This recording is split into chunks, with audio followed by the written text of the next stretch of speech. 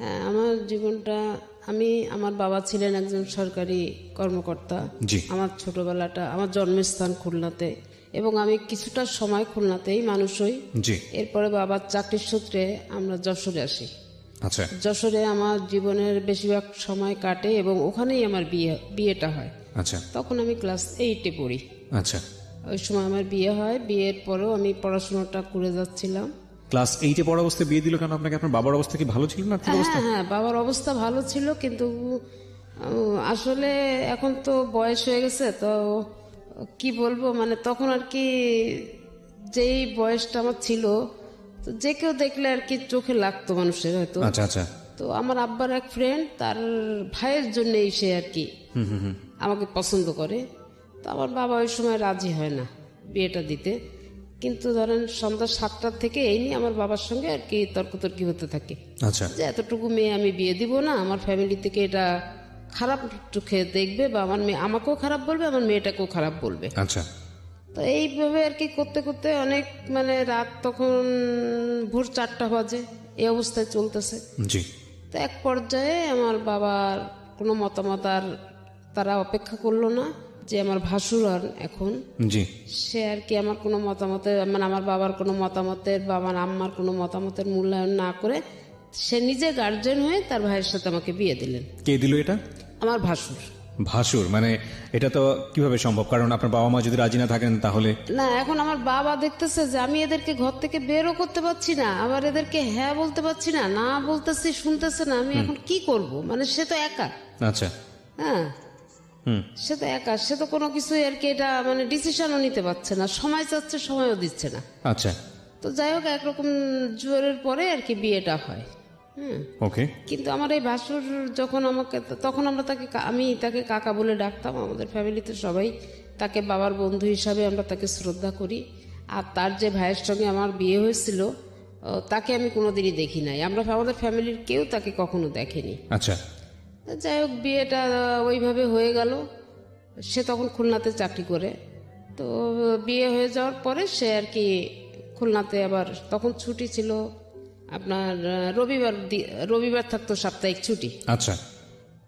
তো আবার বিয়েটা হলো রবিবারের দিনই, বিয়েটা হওয়ার পরে সোমবারের দিন সকালবেলায় সে আর কি খুলনাতে তার কর্মস্থলে চলে যায়। জি। এরপরে আর কি আমাদের সঙ্গে, তখন তো আর ফোন টোনের কোনো ব্যবস্থা ছিল না, তখন ওই চিঠিপত্রের মাধ্যমে যোগাযোগ। তো এইভাবে আর কি প্রায় 3 মাস পার হয়ে গেল। আমার বাবা আমাকে শ্বশুরবাড়িতে কিন্তু পাঠায়নি। জি। তো একটা সময় আমার শাশুড়ি খুব আফসোস করতে থাকে, আমার শ্বশুর ছিলেন না। শাশুড়ির অনেক আফসোসের পরে আমার বাবা আর কি আমাকে শ্বশুরবাড়িতে পাঠায় আচ্ছা। শাশুড়িকে দেখার জন্যে। ওকে। তা আমি ওখানে যে 3-4 দিন থাকি, থাকার পরে আমি চলে আসি। আসার পরে আমার আব্বা আমার বললেন যে আমার মেয়ের ম্যাট্রিক পাসটা না করা পর্যন্ত আমি কিন্তু দিব না মেয়েকে। আচ্ছা। এখন তোমরা ইচ্ছা করলে রাখতে পারো, না পারলে না রাখতে পারো। তো যাই হোক, আমি ওইভাবে আর কি বাবার বাড়িতে পড়াশুনো থাকি এবং পড়াশুনো করি। একটা পর্যায়ে বিয়ের 1 বছর যখন হয়ে গেল, তখন আমার হাজবেন্ড বলল কি, যাবা, ও তো এখানে পড়াশুনো করে, আমি ওখানে মেসে থাকি, আমার কষ্ট হয়, তো আমি ওখানে একটা বাসা নিয়ে থাকি। আচ্ছা। আর পড়াশুনো আমি ওকে করাবো, আপনার যখন ইচ্ছা, আর ওরও যদি আগ্রহ থাকে তাহলে অবশ্যই আমি ওকে লেখাপড়াটা করাবো। এটা আপনার হাজবেন্ড বললো? এটা আমার হাজবেন্ড বললো। কি নাম ছিল ওনার, ভদ্রলোকের? আমার হাজবেন্ডের নাম ছিল রবিউল ইসলাম। আচ্ছা। ওকে। তো সেইভাবে আর কি সে আমার বাসা নিল, বাসা নিয়ে আমাকে নিয়ে আসলো। নিয়ে আসার পরে আমি পড়াশুনো করতে থাকি। পরীক্ষার টাইমে আমি গিয়ে পরীক্ষাটা দিতাম খালি। জি। তো এই অবস্থায় চলতে থাকি। তখন আর কি আমি যখন ক্লাস 9 থেকে 10-এ উঠবো, 3-4 মাস আগে, তখন আমি কনসেপ্ট করি। ওকে। তো ওই অবস্থায় আর কি আমি খুব অসুস্থ থাকি। তো এই আমার তখন ট্রিটমেন্টও চলে, পড়াশোনারও একটু সমস্যা হয়। লাস্টে প্রায় 5-6 মাস পর্যন্ত আমি প্রচণ্ড কষ্ট, মানে বলতে কি, আমি 6টা মাস শুধু স্যালাইনের উপরে ছিলাম। জি। খুবই কষ্ট করছে আর কি।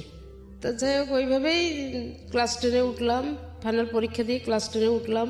ওঠার পরে টেস্ট সব পরীক্ষা দিলাম। এরপরে আমার বাচ্চা যখন হলো, তারপরে আমি পরীক্ষাটা দিলাম। তখন বাচ্চার বয়স আমার 2-2.5 মাস হবে, ছোট বাচ্চা। তো আমাদের সময় আবার 2 শিফটে পরীক্ষা হতো, বাংলা ইংলিশটা 2 শিফটে পরীক্ষা হতো। ছেলে হলো না মেয়ে হলো? ছেলে। ওকে। 2 শিফটে পরীক্ষা। তো আমি যখন ফার্স্ট আওয়ারে পরীক্ষা দিতাম, সেকেন্ড আওয়ারে 1 ঘন্টা টিফিন আওয়ার থাকতো। ওই সময় বাচ্চাটাকে নিয়ে আমার দেবর আর আমার বোন আমার কাছে নিয়ে যেত বাচ্চাটাকে। ও তখন বুকের দুধ খেত, আমি ওকে মানে বিষয়টা হচ্ছে সকালবেলা পরীক্ষা আর বিকেলবেলা পরীক্ষা, এর মাঝখানের সময়টা থেকে আপনি ব্রেস্ট ফিড করাতেন বাবুটাকে? হ্যাঁ ব্রেস্টফিড করাতাম। করানোর পরে তারপর ওকে খাইয়ে দিয়ে তারপরে আমি নিজে একটু টিফিন খেয়ে আবার সেকেন্ড হাফের পরীক্ষা দিতে বসি। এসএসসি ফাইনাল পরীক্ষা? জি। তো যাই হোক, এইভাবে পড়াশোনার পরে আমি যখন ওই পরীক্ষা আমার যেদিনকে শুরু হলো সেদিনকেই আমার হাজবেন্ড খুলনাতে বাড়িতে জায়গা কেনা ছিল, বাড়িতে কাজে হাত দিল। খুলনাতে? খুলনার কোথায় এটা? সোনাডাঙ্গা মেইন রোড, আচ্ছা, নিউ মার্কেটের কাছে। ওকে। তো বাড়িতে কাজে হাত দিল, আমি পরীক্ষা দিয়ে আমার ফাইনাল ম্যাট্রিক পরীক্ষা শেষ হওয়ার পরে আমি একবারে যে বাড়িতে উঠলাম। আচ্ছা। এবং বাচ্চাটা আমার ছোটবেলার থেকে ওখানেই মানুষ, ওকে। ওখানে পড়াশোনা। বাড়িতে মানে কি নিজ বাড়িতে? নিজের বাড়িতে। আচ্ছা, তো কত সালে আপনাদের এই বাড়িটা হলো আনুমানিক? আমার বাড়িটা হলো তখন হচ্ছে আপনার ইনকমপ্লিট অবস্থায় আমি উঠছি, কিন্তু এটা কমপ্লিট করতে 87 সাল ওকে, লাগছে। ঠিক আছে, বলেন তারপর। তারপরে যাই হোক, আমি ওইভাবে পড়াশোনা করতেছি। আমি পড়াশোনা যখন করে আমি বাড়িতে উঠলাম ছেলেটাকে নিয়ে, আমারও অনেক কষ্ট হয়ে যাচ্ছে। তো আমার হাজবেন্ড কাজের লোক রেখে দিল, সব কিছু আমার সাংসারিক দিক থেকে আমি কোনো কষ্ট আমাকে করতে দেয়নি। তো ছেলেটা যখন একটু 3.5 বছর বয়স হলো তখন আমি ওকে, আমার পাশে একটা স্কুল আছে মিশনারি স্কুল, আমি ওখানে ওকে ভর্তি করলাম। আচ্ছা। তো ওখানে ভর্তি করে ওকে দিয়ে আসতাম নিয়ে আসতাম। তো এইভাবে একটা পর্যায়ে ও যখন ক্লাস 2-তে উঠলো তখন ওখানে ক্লাস 2 ফাইনাল পরীক্ষা হয়ে গেল। ক্লাস 3-তে আমি ওকে খুলনা জেলা স্কুলে ভর্তি করি। টেস্ট দেওয়া হলো, টেস্টে অ্যালাউ হলো, তারপরে আমি ওকে ওখানে ভর্তি করি। আমাদের জীবনটা খুব ভালোই কাটতেছিল আমার হাজবেন্ডকে নিয়ে। আমার তো অনেক সুখের একটা জীবন ছিল, যেটা আমি আসলে ভাষায় বলতে পারবো না। মানে আমার গায়ে একটু কোনো রকম একটু ব্যথা লাগলে মনে হতো যে তার জন্য কলিজাটা ছিঁড়ে গেল। খুব ভালোবাসতো আপনাকে? প্রচন্ড ভালোবাসতো। তা ছেলে নিয়ে কষ্ট করতাম দেখে সে আমাকে 2টা কাজের লোক রেখে দিছে, একটা রান্না করার জন্য, একটা ঘরের কাজ করার জন্য। আর আমার একটা সিকিউরিটি গার্ড ছিল, তার ডিউটি ছিল আমার বাচ্চাটাকে বিকালে বিকালে একটু ঘুরতে নিয়ে যাবে। নিউ মার্কেটের সাইডে, তো নিউ মার্কেটের আশেপাশে ঘুরতে নিয়ে যাবে। তো এইভাবেই আর কি বাচ্চাটাকে মানুষ করলাম, বড় করলাম। আমার লাইফের সব কিছুই এখন ও হয়ে গেল, আমার তো আর কিছু নাই। আর একটা জিনিস ছিল কি, আমার হাজবেন্ডের একটা জিনিস, আমি ঘরে বসে থাকাটা সেও খুব পছন্দ করতো না। আচ্ছা। আমি একটু বাইরে, সে কোথাও গেলেই বলে কি, চলো না আমার সাথে ঘুরে এসো, চলো, ঘরে বসে বসে কি করবা, ঘরে বসে থাকলে চিন্তা করবা, এটা করবা এটা করবা। আর ছেলে নিচে খেলা করতেছে, আচ্ছা করুক না, সিকিউরিটি আছে তো দেখতেছে। জি। তো এইভাবে আর কি আমাদের লাইফটা খুব ভালো, খুব সুন্দরভাবে আমাদের একটা জীবন কাটতেছিল। তা এর ভিতরে আমার হাজবেন্ডের কিছু এদিক ওদিক ট্রান্সফার হলো, যেমন বরিশালে হলো, যশোরে হলো। আমার বাবা কিন্তু ওই সময় যশোরেই আছেন আর কি। যাই হোক, ছেলে এইভাবে তো চলতেছে। আমি খুলনাতে থাকি, পরে উনি ট্রান্সফার নিয়ে ঢাকাতে চলে আসলেন 96 সালে। জি। তো ঢাকাতে উনি যখন চলে আসলেন তখন আমি খুলনাতে থাকি। ছেলে তখন আমার এসএসসি পরীক্ষা দিল। আচ্ছা। এবং যশোর বোর্ডের ভিতরে সে 72 জন স্ট্যান্ড করছে, তার ভিতরে সে একজন। 72 জন স্ট্যান্ড করার কোনো সুযোগ নেই, কারণ আমি যদি 20 জন স্ট্যান্ড করে না, ওখানে গোল্ডেন সিস্টেম আসছে। তো গোল্ডেন কত সিস্টেম সালের পরীক্ষার কথা বলছেন আপনি? আমি এটা বলছি আপনার 1 সালের কথা। 2001 সালে? জি। ঠিক আছে, যাই হোক, আপনার ছেলে খুব ভালো রেজাল্ট করেছে। হ্যাঁ, খুব ভালো রেজাল্ট করছে। তখন ওর বাবার ইচ্ছা হলো কি যে ঢাকাতে নিয়ে এসে সে পড়াশোনা করাবে এবং আমাকেও নিয়ে আসবে। আচ্ছা। তা আমার আবার ঢাকা শহরে বসবাসের জন্য আমার কিন্তু আসলে পছন্দ না। আমাদের খুলনাতে আমরা যতটা আরামে বসবাস করি বা আমরা যতটা ভালোভাবে থাকতে পারি, ঢাকার মানুষের জীবন আমার কাছে খুব কঠিন মনে হয়। এটা কি আপনি আগে থেকেই জানতেন নাকি আসার পরে? না, আমি আগে থেকেই জানতাম। কিভাবে যেহেতু জানতেন? আমার ভাই বোনরা আছে, আমি আসতাম, আসা যাওয়া করি। না, এটা আপনি একদম 100% সত্যি কথা বলেছেন। বিশেষ করে শহরতলি এলাকায় যারা বড় হয়েছে তারা ঢাকা শহরে এসে মানিয়ে নেওয়া খুব কঠিন। এবং এটাও আবার সত্য যে 2, 4, 10, 15 বছর যখন ঢাকা শহরে মানুষ অভ্যস্ত হয়ে যায়, তখন ঢাকা শহরের মানুষ আবার অন্য জেলায় গিয়ে থাকা সেটাও খুব কঠিন হয়ে যায়। হ্যাঁ হ্যাঁ হ্যাঁ। তো তখন আমার ওই হাজবেন্ড যখন এখানে আসলো তখন সে বললো কি যে ছেলে তো ম্যাট্রিক পাস করছে, ভালো রেজাল্ট করছে, তো আমি তো ছিলাম না, তুমি তো সবকিছু করছো, আমার পক্ষ থেকে তোমার জন্য একটা ভালো গিফট থাকবে। ওই সময় ওই 1 সালে উনি ফার্স্ট আমাকে ওই ছেলের রেজাল্টের উপরে ভিত্তি করে আমাকে ফার্স্ট মোবাইল গিফট করে উনি। আপনাকে মোবাইল গিফট করলো? হ্যাঁ আমাকে। আচ্ছা, যাক আমি তখন ওই ছেলেকে উনি ঢাকাতে নিয়ে আসবে, এখানে কোচিং করাবে, ভর্তি আপনার করাবে। ছেলে কোন বিভাগে ছিল, মানবিক, সায়েন্স না, না কমার্স? সায়েন্স। সায়েন্সে ছিল। সায়েন্সে থেকে এত ভালো স্টুডেন্ট ছিল? হ্যাঁ খুবই ভালো স্টুডেন্ট ওকে। এখনো পর্যন্ত। আপনি ওর হাতের লেখা দেখলে আপনি অবাক হয়ে যাবেন যে এত সুন্দর হাতের লেখা, কিন্তু ওর হাতের লেখাটা আমি ওকে শিখাইছি। Beautiful, beautiful. ঠিক আছে, আপনি এসএসসি পরে কি করলেন? ওই লেখাপড়া বন্ধ করে দিলেন? আমি লেখাপড়া বন্ধ না, হ্যাঁ কিছুটা সময় গ্যাপ রাখলাম। আচ্ছা ঠিক আছে, সামনের দিকে আগে। তারপর? হ্যাঁ তারপরে যখন আমি ছেলেকে জেলা স্কুলে দিলাম, তখন আমি ওই ছেলেকে যখন পড়াইতাম, আমি নিজেও টিচার পড়াতো, তারপর তো আমাকে গাইড করতে হতো কিছুটা। তো ওকে যখন পড়াতে শুরু করলাম, তখন আর কি আমি নিজে আবার পড়াশুনো শুরু করি। এটা কি মানে এসএসসির আগে, ছেলের এসএসসির আগে না পরের ঘটনা? ছেলের এসএসসির আগে, আগের ঘটনা। ওকে। আমি আবার পড়াশুনো শুরু করি এবং আমি ওই সময় আবার যাই হোক আমি পরবর্তীতে আর কি এটা আবার আমি এসএসসি পরীক্ষা দিই। এসএসসি দেন নাকি এইচএসসি? এসএসসি দিই।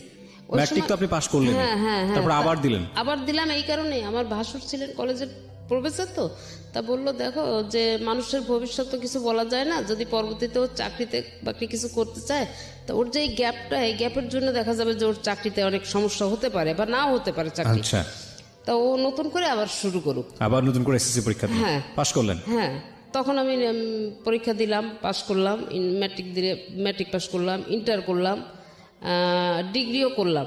তারপরে আমার ছেলে ম্যাট্রিক পাস করলো। আচ্ছা, ম্যাট্রিক পাস করলো। হ্যাঁ, আমরা যে গল্পে ছিলাম, যেখানটায় ছিলাম, যে আপনি ঢাকায় আসার কথা বলছিলেন আপনার জামাই। হ্যাঁ, তারপরে যখন ঢাকাতে চলে আসা হলো, এখানে কোচিং করার পরে ছেলে রাইফেলস পাবলিকে পরীক্ষা দিল, ভর্তি পরীক্ষা দিল, ওখানে টিকে গেল। আচ্ছা। তো টিকে যাওয়ার পরে ওর বাবা ওকে ওখানেই ভর্তি করলো এবং তখন আমাকে বললো যে এরকম ছেলে তো চান্স পেয়ে গেছে, তুমি ওখানে একা একা কি করবা, তুমি চলে আসো। তা আমার এটা খুব একটা বেশি ইচ্ছা ছিল। চলে আসো মানে কি? মানে আপনার জামাই তখন ঢাকাতে? হ্যাঁ আমার জামাই তখন ঢাকাতে। উনি কি করতো? উনি হাউস বিল্ডিং ফাইন্যান্স কর্পোরেশনের চাকরি করতেন। আচ্ছা, ওকে। তো আপনি ওখানে একা একা কি করবেন, এই জন্য হ্যাঁ ঢাকায় আসতে? হ্যাঁ চলে আসতে বলছে, কিন্তু আমার এই বাড়ির মায়াটা ছেড়ে না আমি কোথাও গিয়ে থাকতে পারতাম না। আচ্ছা। তো তখন আমি, বাড়ি তখন কয়তলা হয়েছে আপনাদের? আমার বাড়ি অলরেডি তখন ডবল ইউনিটের 4 তলা। 4 তলা বাড়ি। আচ্ছা। তা আমি তখন আর কি তাকে অনেক বোঝানোর চেষ্টা করলাম যে তুমি ছেলে চান্স পেয়েছে ঠিক আছে, কিন্তু ওকে আমার হাতে ছেড়ে দাও, আমি ইন্টারটা এখানে এই খুলনাতে করাই, তারপরে ও ঢাকাতে যে অনার্স করবে। তা ওর বাবা রাজি হলেন? আপত্তি করলো। হ্যাঁ আপত্তি করলো। তখন আমি বললাম যে আচ্ছা ঠিক আছে। এই যে ইন্টারটা করাতে ঢাকাতে নিয়ে আসলো, তখন যেন ছেলে একটু কেমন হয়ে গেল। একটা পর্যায়ে ওর বাবা আমাকে বললো, ইন্টার পাস করার পরে ইন্টার লাস্টে সেকেন্ড ইয়ারে চলা অবস্থায় আমাকে একদিনকে বললো কি, ছেলে তো আমার কন্ট্রোলের বাইরে চলে যাচ্ছে, তুমি এক কাজ করো, তুমি ছেলে নিয়ে খুলনা চলে যাও। আচ্ছা, একবারে ইন্টার পরীক্ষার আগ মুহূর্তে এটা? হ্যাঁ। তখন আমি বললাম কি যে আমি তো প্রথমে তোমাকে এই জিনিসটা বলছিলাম, তুমি আমার কথাটা তো শুনলা না, এখন তো নিয়ে আসছো, এখন এই মুহূর্তে তো আমি নিয়ে যেতে পারবো না ছেলে। হ্যাঁ। তা বললো কি যে তাইলে আমি এখন কি করব, কারণ আমি সারাদিন অফিসে থাকি আর তুমি এই ঢাকা খুলনা দৌড়াদৌড়ি করতে থাকো, ছেলে কি করে না করে আমি তো কিছু বুঝি না। এরপরে আমি এখানে একটু অবজেকশন দিলাম যে না, ও ইন্টারটা করুক, তারপরে দেখা যাবে কি করা যায়। তো ইন্টারটা পাস করলো, হ্যাঁ রাইফেলস পাবলিকের থেকে ইন্টারটা পাস করলো। পাস করার পরে রেজাল্টটা কেমন ছিল? এসএসসির মতো ছিল নাকি খারাপ হলো? হ্যাঁ রেজাল্টটা ভালো ছিল।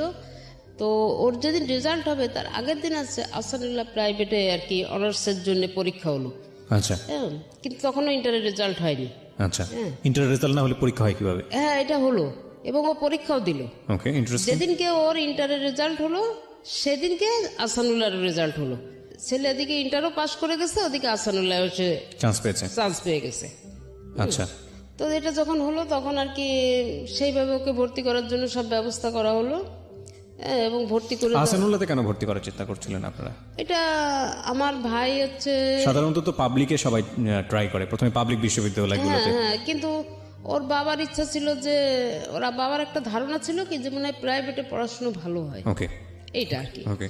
তা যাই হোক সেটাই আর কি করছে। করার পরে ওখানে ওর বাবা আরও বেশিরভাগটা সময় এখানে থাকতো আর আমি খুলনাতে। এর মধ্যে আবার আমার একটা চাকরি হয়ে যায়। একটা চাকরি হয়, আমার পোস্টিংটা, আমি তো খুলনার থেকে অ্যাপ্লাই করি চাকরির জন্য, তো ওখানে আমার পোস্টিংটাও খুলনাতে হয়ে যায়। তো আমি তখন খুলনাতে। কিসের চাকরি ছিল এটা? এটা ছিল ওই যে Bangladesh legal aid and services trust, ব্লাস্টের। আচ্ছা, তো আমার চাকরিটা ওখানে হয়। আমি কি হিসেবে জয়েন করলেন ওখানে? আমি ওখানে কোঅর্ডিনেটর।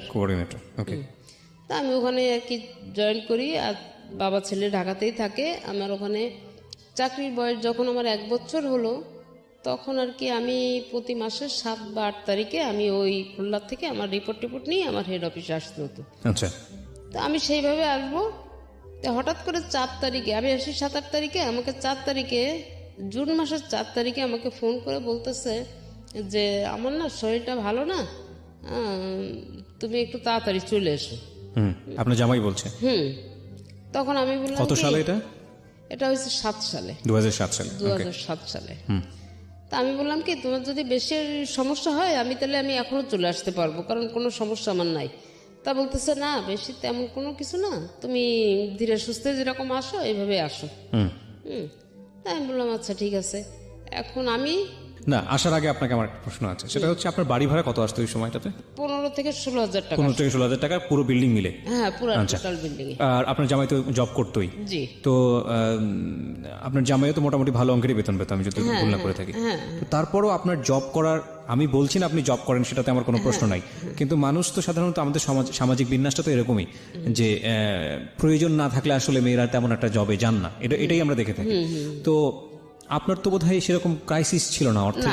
না। তো তারপরেও আপনি কেন জবে গেলেন? কেন গেলাম এটাই হচ্ছে যে আমার বাড়িতে, আমি যে ঢাকাতে আসছি, আমার বাড়িতে যে কেয়ারটেকার রেখে আসছি, এই কেয়ারটেকারটা আমার বিদ্যুৎ বিল নিয়ে অনেক ঝামেলা করে ফেলছে। তো ঝামেলা করে ফেলার পরে একটা পর্যায়ে আমরা দুজনে বসে আলাপ করলাম কি, যে এরকম অবস্থা হলে তো এরকম বিদ্যুৎ নিয়ে ঝামেলা করলে তো প্রায় বিদ্যুৎ অফিস থেকে এসে লাইন টাইন কেটে দেওয়া, ভাড়াটেদের সমস্যা, আর এই খুলনা থেকে আমি, এই ঢাকা থেকে আমি যে এইভাবে তো সমস্যার সমাধান করা ঠিক মানে সম্ভব হয় না, এটা খুবই কঠিন একটা ব্যাপার। তখন আমার হাজব্যান্ড বললো কি যে আচ্ছা দেখি কি করা যায়। তারপরে যখন আমার ওই চাকরিটার জন্য আমি অ্যাপ্লাই করছি, এটা তার আগ্রহে করছি।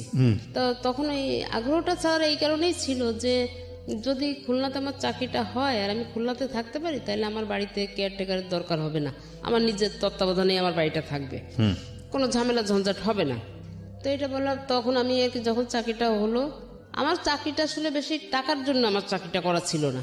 অফিস থেকে বাসায় গেছি, বাসায় যাওয়ার পরে আর কি এমনি উনি মানে নিজে যখন দুপুরে সকালে যে অফিসে গিয়ে আমাকে একটা ফোন দিত, বা বাসা থেকে বের হওয়ার সময় ফোন দিছে, দুপুরে যখন সে খেতে বসবে তার আগে, এই অফিসেই তো খাওয়া দাওয়ার সিস্টেম ছিল তার, অফিস দুপুরে খাওয়া দাওয়ার আগে আমাকে ফোন দিত। কারণ আমি না খাওয়া দাওয়ার প্রতি আমার আবার একটু খুব অনীহা।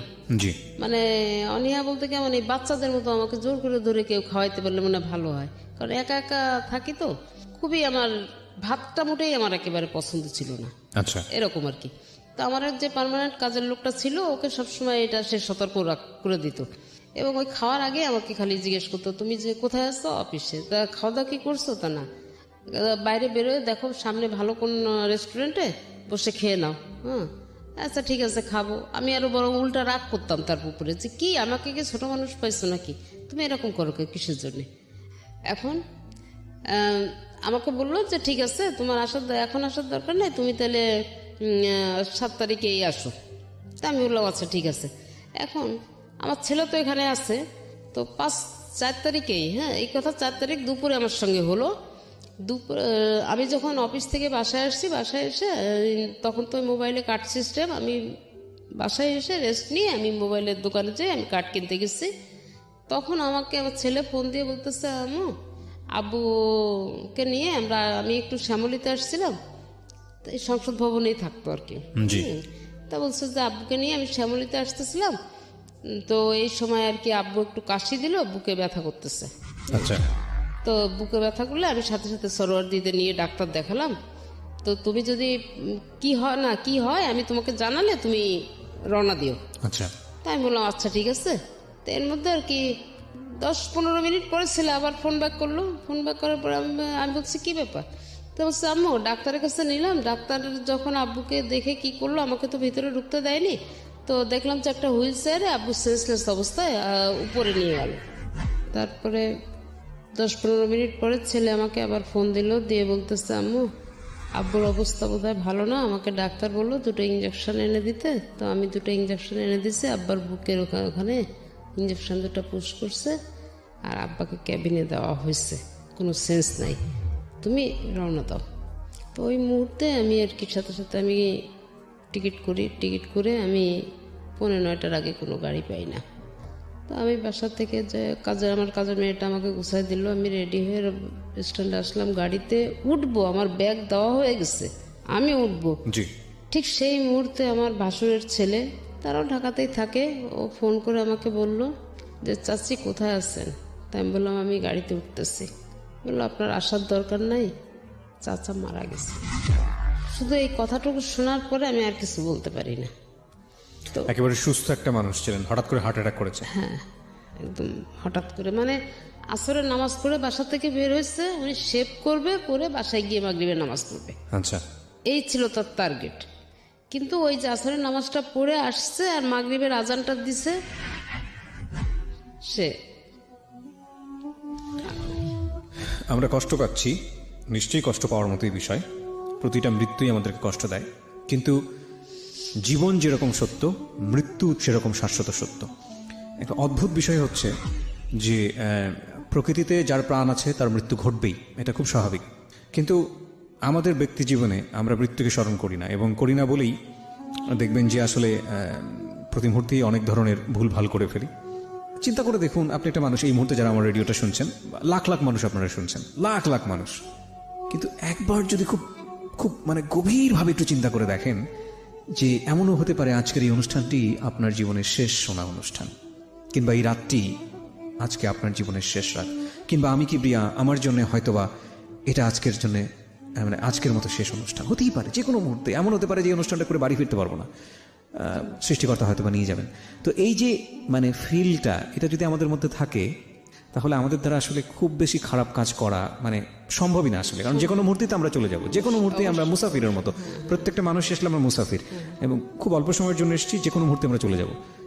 কিন্তু অদ্ভুত বিষয় হচ্ছে আমরা এটা চিন্তা করি না, এবং এই চিন্তাটা যদি আবার খুব গভীরভাবে করা শুরু করি, তাহলে জীবনের সামনের দিকে এগোনোও খুব মুশকিল। হ্যাঁ, যাই হোক, এটাই মানে ওনার মৃত্যুটা দেখুন, মানে অচিন্তনীয়, মানে কোনোভাবেই চিন্তা করা যায় না, তাই না? মানে শেভ করে জাস্ট মাগরিবের নামাজ পড়বে, এই তার আগ মুহূর্তে, নামাজের আগেই তার আগে আল্লাহ। এবং সে কাজের বুয়াকে বলছে যে আমি গোসল করে আম খেয়েছে, আম খেয়ে বলছে যে আমি যাচ্ছি, আমি এসে আম খাবো, তুমি কেটে রেখে চলে যাও। আম খাওয়ার সুযোগটাও তার হয়নি। না, এই হচ্ছে পৃথিবী, খুব অল্প কিছুদিনের জন্য। তারপরও কত কলহ, কত অন্তর্দ্বন্দ্ব, কত ঝামেলা, কত রেশারেশি। আর একটা গুণ, তার অনেক গুণই ছিল, তার ভিতরে সবচেয়ে বড় যে গুণটা, আমি বিয়ের পর থেকে জি তাকে পারতপক্ষে কোনোদিন আমি খুব কম সময় কাজা নামাজ পড়তে দেখছি, কখন নামাজ সে কিন্তু করেনি। মাশাআল্লাহ। এমনকি যদি সে আমাকে বাইক নিয়ে বেরোতো, আমাদের মানে আমরা দুজনেই বাইকে বেরোতাম, এমনকি যদি সে বাইকে আজানে হলে আমাকে কোথাও একটু দাঁড় করায় রেখে বাইক সে মসজিদে ঢুকছে, আমি কিন্তু বেরোয় আসার পরে চিল্লাচিল্লি করতাম যে এটা কোন ধরনের অবস্থা, ঢাকা শহরেও তুমি আমাকে এরকম করো, বাইক শুদ্ধ রাস্তার পাশে দাঁড় করাই দিয়ে তুমি নামাজ পড়তে গেছো, কারণ বাইরে বাসায় গিয়ে কি পড়তে পারতো না? খুব ভালো একটা প্রসঙ্গ নিয়ে আসছেন। আমি নিজেও বাইক চালাই, নিজেরও দুই একটা অভিজ্ঞতা আছে এরকম। আমি একটু জাস্ট সবাইকে একটু বলতে চাই, বিশেষ করে অনেকেই আছেন এতে হয়তো মনক্ষুণ্ণ হন, বিশেষ করে স্ত্রীরা হয়তো মনক্ষুণ্ণ হন, কিন্তু আমার মনে হয় বাইরে থেকে আপনাদের জন্য দুটো উপলব্ধির একটা ব্যাপার আছে। একটা হচ্ছে যে হাজবেন্ড নামাজ পড়ছেন, আপনি পড়ছেন না, সেটা বড় কথা না, আপনার নিজেরও পড়া উচিত, সে একটা উপলব্ধি যদি আপনি ধর্মকর্ম মানেন। আরেকটা যেটা হচ্ছে, কেউ যদি করেন এরকম, আপনার জন্য হয়তো একটু অসুবিধাজনক হতে পারে, কিন্তু এটা কিন্তু আপনার সোয়াব হবে, আপনি তাকে সুযোগ দিচ্ছেন, একটু ধৈর্য ধরে অপেক্ষা করা উচিত। হ্যাঁ, সুতরাং আর যদি বেশি চাপ দেন, তাহলে ওই যে লোকটি নামাজ পড়তে যাচ্ছে, সে কিন্তু নামাজের মধ্যেও কনসেন্ট্রেট করতে পারবে না, ভাববে যে বাইরে কিনা কি হলো, বের হওয়ার পরে হয়তো বকাঝকা শুনতে হবে। এটা করা উচিত না, এটা গুনাহের ভাগীদার হয়ে যায় অনেকেই। তবে আরেকটা জিনিস তার ছিল, সে কোরআন শরীফ পড়তে পারতো না, আমি এটা পারি। জি। তো সে ওই যে আমপারা বলে, যেটা কোরআন শরীফ পড়ার আগে প্রথম যে আমাদের শেখার জন্য, ওই বইটা সে কিনে আমার কাছে অনেক সময় বসতো পড়তে। আচ্ছা। যখন একটু যুক্ত অক্ষর আসতো বা একটু কঠিন শব্দ আসতো, বলতো এটা বাদ দিয়েই পড়ি। হ্যাঁ, আচ্ছা। তো আমি বলতাম কি, তাহলে তো তোমার এই ওয়ার্ড মানে এটা তো ভুল হয়ে যাবে, অর্থটা তো ভুল হয়ে যাবে, ওইটা করলে তো হবে না, তোমাকে এটা পড়তে হবে। তো সে চেষ্টা করতো আর কি আমার কাছে বসে এটা পড়ার জন্য। কোরআন শরীফটা আসলে যারা পড়েন তারা তো বিশেষ সওয়াবের অধিকারী হন। আর আরেকটা বিষয় যেটা হচ্ছে বুঝে পড়া উচিত, যেই হ্যাঁ, পড়ছেন অবশ্যই অবশ্যই এটা অবশ্যই বুঝে পড়ে। আমাদের কিন্তু একটা রেওয়াজ আছে, আমরা দেখবো যে সকালবেলা উঠে সবাই কোরআন শরীফ তেলাওয়াত করছেন, তেলাওয়াতে তো একটা সওয়াব আছেন, কিন্তু যদি বুঝে পড়া যায় এবং সেটা যদি ব্যক্তি জীবনে আমল করে সেটা অনেক বেশি উপকারী। ভালো। হ্যাঁ, জি। তো আপনি যে প্রসঙ্গে ছিলেন যে আপনি যেটা বলছিলেন যে উনি মারা গেলেন হঠাৎ করে এবং আপনি তখন বাসে ওঠার আগ মুহূর্তে এই ঘটনাটা, এবং তারপরে আপনি জানেন না যে আপনার কি হয়েছে। না, সেন্সটা যখন ফিরলো তখন কি অবস্থায় দেখছেন? সেন্সটা যখন ফিরলো এর মধ্যে সম্ভবত আমার যে ভাড়াটিয়ার আছে এদের সঙ্গে তো আমি খুবই ক্লোজ। জি তো সম্ভবত আমার ছেলে বোধহয় ফোন করে তাদেরকে কিছু জানাই দিছিল। জি। তো আমি যখন ওইখানে ফোনে কথা বলতেছি তখন আমি দেখি যে আমার বিল্ডিং এর লোকজনগুলা সব 7টা ফ্যামিলি, তো 7টা ফ্যামিলি দেখি যে এরা সব রিক্সা ভরে আসতেছে, আমি ওদের দিকে তাকায় আছি আর ফোনে কথা বলতেছি। এরপর আমি আর কিন্তু ওই খবরটা শোনার পরে আমি আর কিছু বলতে পারি না, আমার হাত থেকে ফোন টোন সব ছুটে গেল। তো যাই হোক, ওরা দেখি যে পরবর্তীতে যখন আমার সেন্স আসছে তখন আমি দেখি যে আমি আমার বাসাতে আমি খাটের উপরে আমাকে শোয়া রাখা হয়েছে। কত সালের ঘটনা এটা? এটা 7 সালের জুন মাসের 4 তারিখের। আচ্ছা, 2007 সালের জুন মাস। তো ওইভাবে আর কি রাতটা ওখানে বাড়িতে আমার বাড়িতে আমি কাটাই। এদিকে আমার ভাই বোন যারা আছে তারা সবাই মিলে, ছেলে সহ ভাই বোন সবাই মিলে তার ডেড বডি গ্রামের বাড়ি আমার যশোরের শ্বশুর বাড়ি ওখানে নিয়ে যায়। আপনি কি ওই সময় যাননি? আমি রাতে যাইনি, আমি ভোরবেলা উঠে, মানে এরা তো ঢাকা থেকে লাশ নিয়ে যাবে, আমাকে ছেলে বললো কি তুমি ভোরে রওনা দিও। হ্যাঁ, আচ্ছা। আর ওর ফ্রেন্ডদেরকে বলে রাখছে যে এরকম তোরা মাইক্রো ভাড়া করে আম্মুকে গাড়িতে উঠাই দিস, আর সাথে কে কে আসতে চায় তাদেরকে দিয়ে মোটামুটি গাড়িটা রওনা করে দিস, আমি এখান থেকে আম্মুকে নামাই নিব। জি। তো সেইভাবে আমরা। আপনার ছেলে তখন কিসে পড়ছে? হাসানুল্লাহতে? হ্যাঁ হ্যাঁ। আচ্ছা। তো তখন আর কি আমি চলে আমার মা, আম্মা, আমি এবং আমার ওখানে আশেপাশে আরও এক অফিস কলিগ 5 জন আছে, তারা ভাড়াটিয়া সবাই মিলে মোটামুটি 2টা মাইক্রো নিয়ে আমরা বাড়িতে আসি, যশোরে আসি। জি।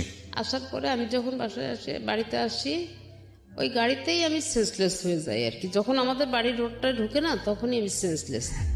তো ওই অবস্থায় আমাকে বাড়িতে ঢুকানোর পরে কিভাবে কি করছে না করছে আমি জানি না।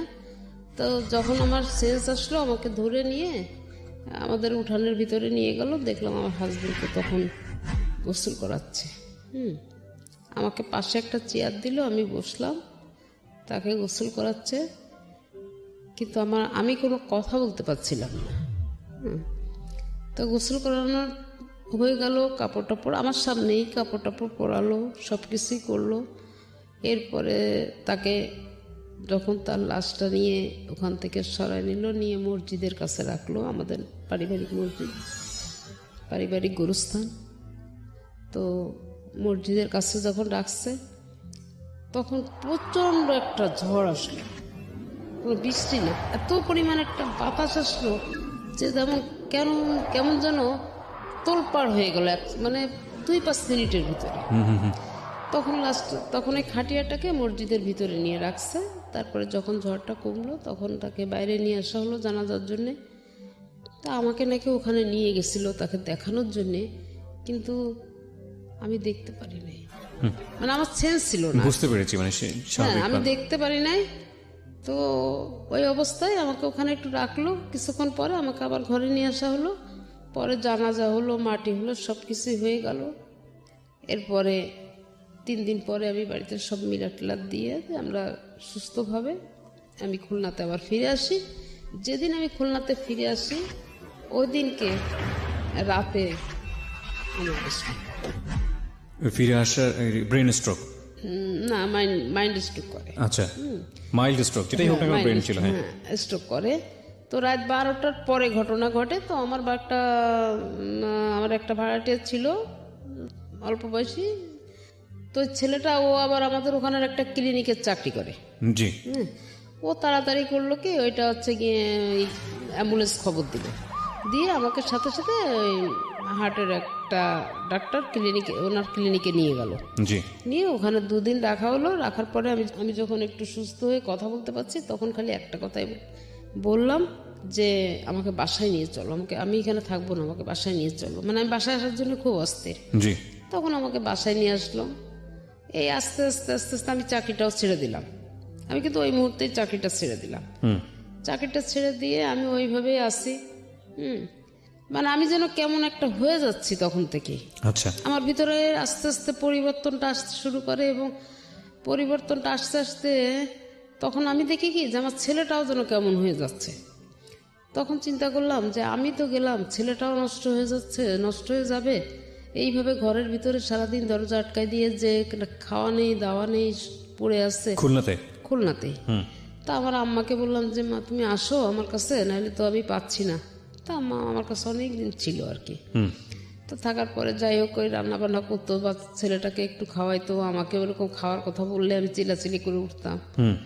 তো এইভাবে আর কি আমাদের মোটামুটি যাচ্ছে। তখন আর কি ওই যে আমার 3 তলা ভাড়াটি আছে, জি, এই হচ্ছে ওই 3 তলাতে থাকে। তখন আর কি ওই ছেলের এই অবস্থা দেখে আমাকে একদিনকে বলতেছে, আচ্ছা ছেলেটা এই অবস্থা, ছেলেটার তো আসলে পাগল টাগল হয়ে যাবে, তা ওকে একটা কাজ কামে তো দিতে পারতেন। তাই আমি বললাম ভাই আমার এখন ওই ধরনের মন মানসিকতা নাই যে আমি ওকে কাজে দিব, এখন আমি নিজেই চলতে পারছি না, তো আর একটু সুস্থ হই তারপরে দেখি চিন্তা ভাবনা করবো। আচ্ছা, তখন ওই মুহূর্তে উনি বলতেছে আমার অফিসের ম্যানেজারটা চলে গেছে, তা আমার অফিসে কেউ একটু কাজ করবে।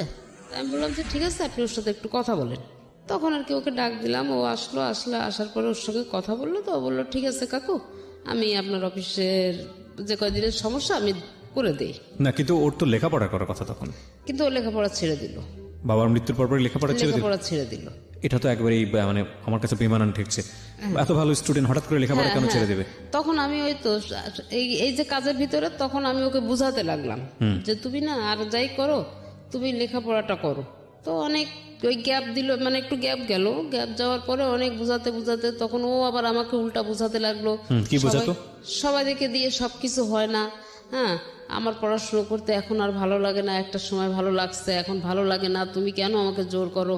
হ্যাঁ, আচ্ছা দেখি দেখবো, তুমি বলতেছো যখন আমি চিন্তা করে দেখবোই করবো। পরে যাই হোক এইভাবে আর কি মোটামুটি অনেক কষ্ট করে আমি অনেক চাপের মুখে রেখে ভালোবেসে বুকে ঝুঁকে আদর যত্ন যাই করার পুরে টুরে মোটামুটি অনার্সটা করাই দিলাম। ওকে, অনার্সটা করলাম, করার পরে এখন ওই অফিসে কাজে গেল না, ওখান থেকেই আর কি কাজ কাম করতো। কি টাকা পয়সা পাইতো না পাইতো এটা কখনো আমার কাছে বলতো না, দিত না। আর আমি এটা জিজ্ঞাসা করলে বলতো কি যে জাস্ট ম্যানেজার নাই, আমি একটু কাজ করে দিচ্ছি, সে কিছু দিলে দিল না দিলে না দিল, আম্মু এটা নিয়ে তোমার কোনো টেনশন করার দরকার নেই। ওকে, তাই বললাম আচ্ছা ঠিক আছে। তো কাজ করতে করতে একটা পর্যায়ে সে ছেলেকে কি দিয়ে কি পরামর্শ করলো আমি জানি না, তখন হচ্ছে যে আপনার 9 সালের লাস্টের দিকে। ওকে, তখন আর কি ছেলেকে কি দিয়ে কি পরামর্শ দিল, তখন ছেলে আমাকে বলতে লাগলো যে আমি বাড়িটা ভাগ করে নিব। তাই আমি বললাম কি বাবা আমার তো আর কেউ নাই, তুই ছাড়া তো আমার আর কেউ নাই, এখন যদি আমি মারা যাই তা বাড়িটা তো তোরই, এটা আবার ভাগ করার কি হয়েছে? তা বললো যে না আমার অংশ আমি ভাগ করে নিব। তাই আমি বললাম যে বোঝানোর পরে অনেক কিছুই বুঝালাম, কিন্তু কোনো কথাই সে শুনতে চায় না। তো লাস্টে যখন আমাকে কোনো রকম কিছু করতে পারলো না, তখন আমার ওয়ার্ড কমিশনারের কাছে গেল। আচ্ছা, ওয়ার্ড কমিশনারকে গিয়ে বললো, তখন ওয়ার্ড কমিশনার আমাকে ডাকলো, ডেকে আমাকে বলতেছে আপা এই ছেলে তো এরকম উল্টাপাল্টা কথাবার্তা বলতেছে, এটা আমি কি করব? তাই আমি বললাম কি আচ্ছা ভাই এসব ঝামেলা না করে দেখেন যদি মিউচুয়াল করতে পারেন ভালো, না পারলে আপনি ও যেটা বলতেছো সেটা করে দেন, আমার তো মন মানসিকতা এখন ভালো না, আমি এটার বিষয়ে আর কোনো কথা বলতে চাই না। তখন ওই আমার ছেলে এরা সবাই একসাথে হয়ে কমিশনারের কাছে গেল। আর এই হলো গিয়ে কমিশনারের খালাতো ভাই, কিন্তু এদের সঙ্গে রিলেশন খুবই খারাপ, রক্তের সম্পর্ক, কিন্তু এদের সঙ্গে রিলেশনটা ভালো না।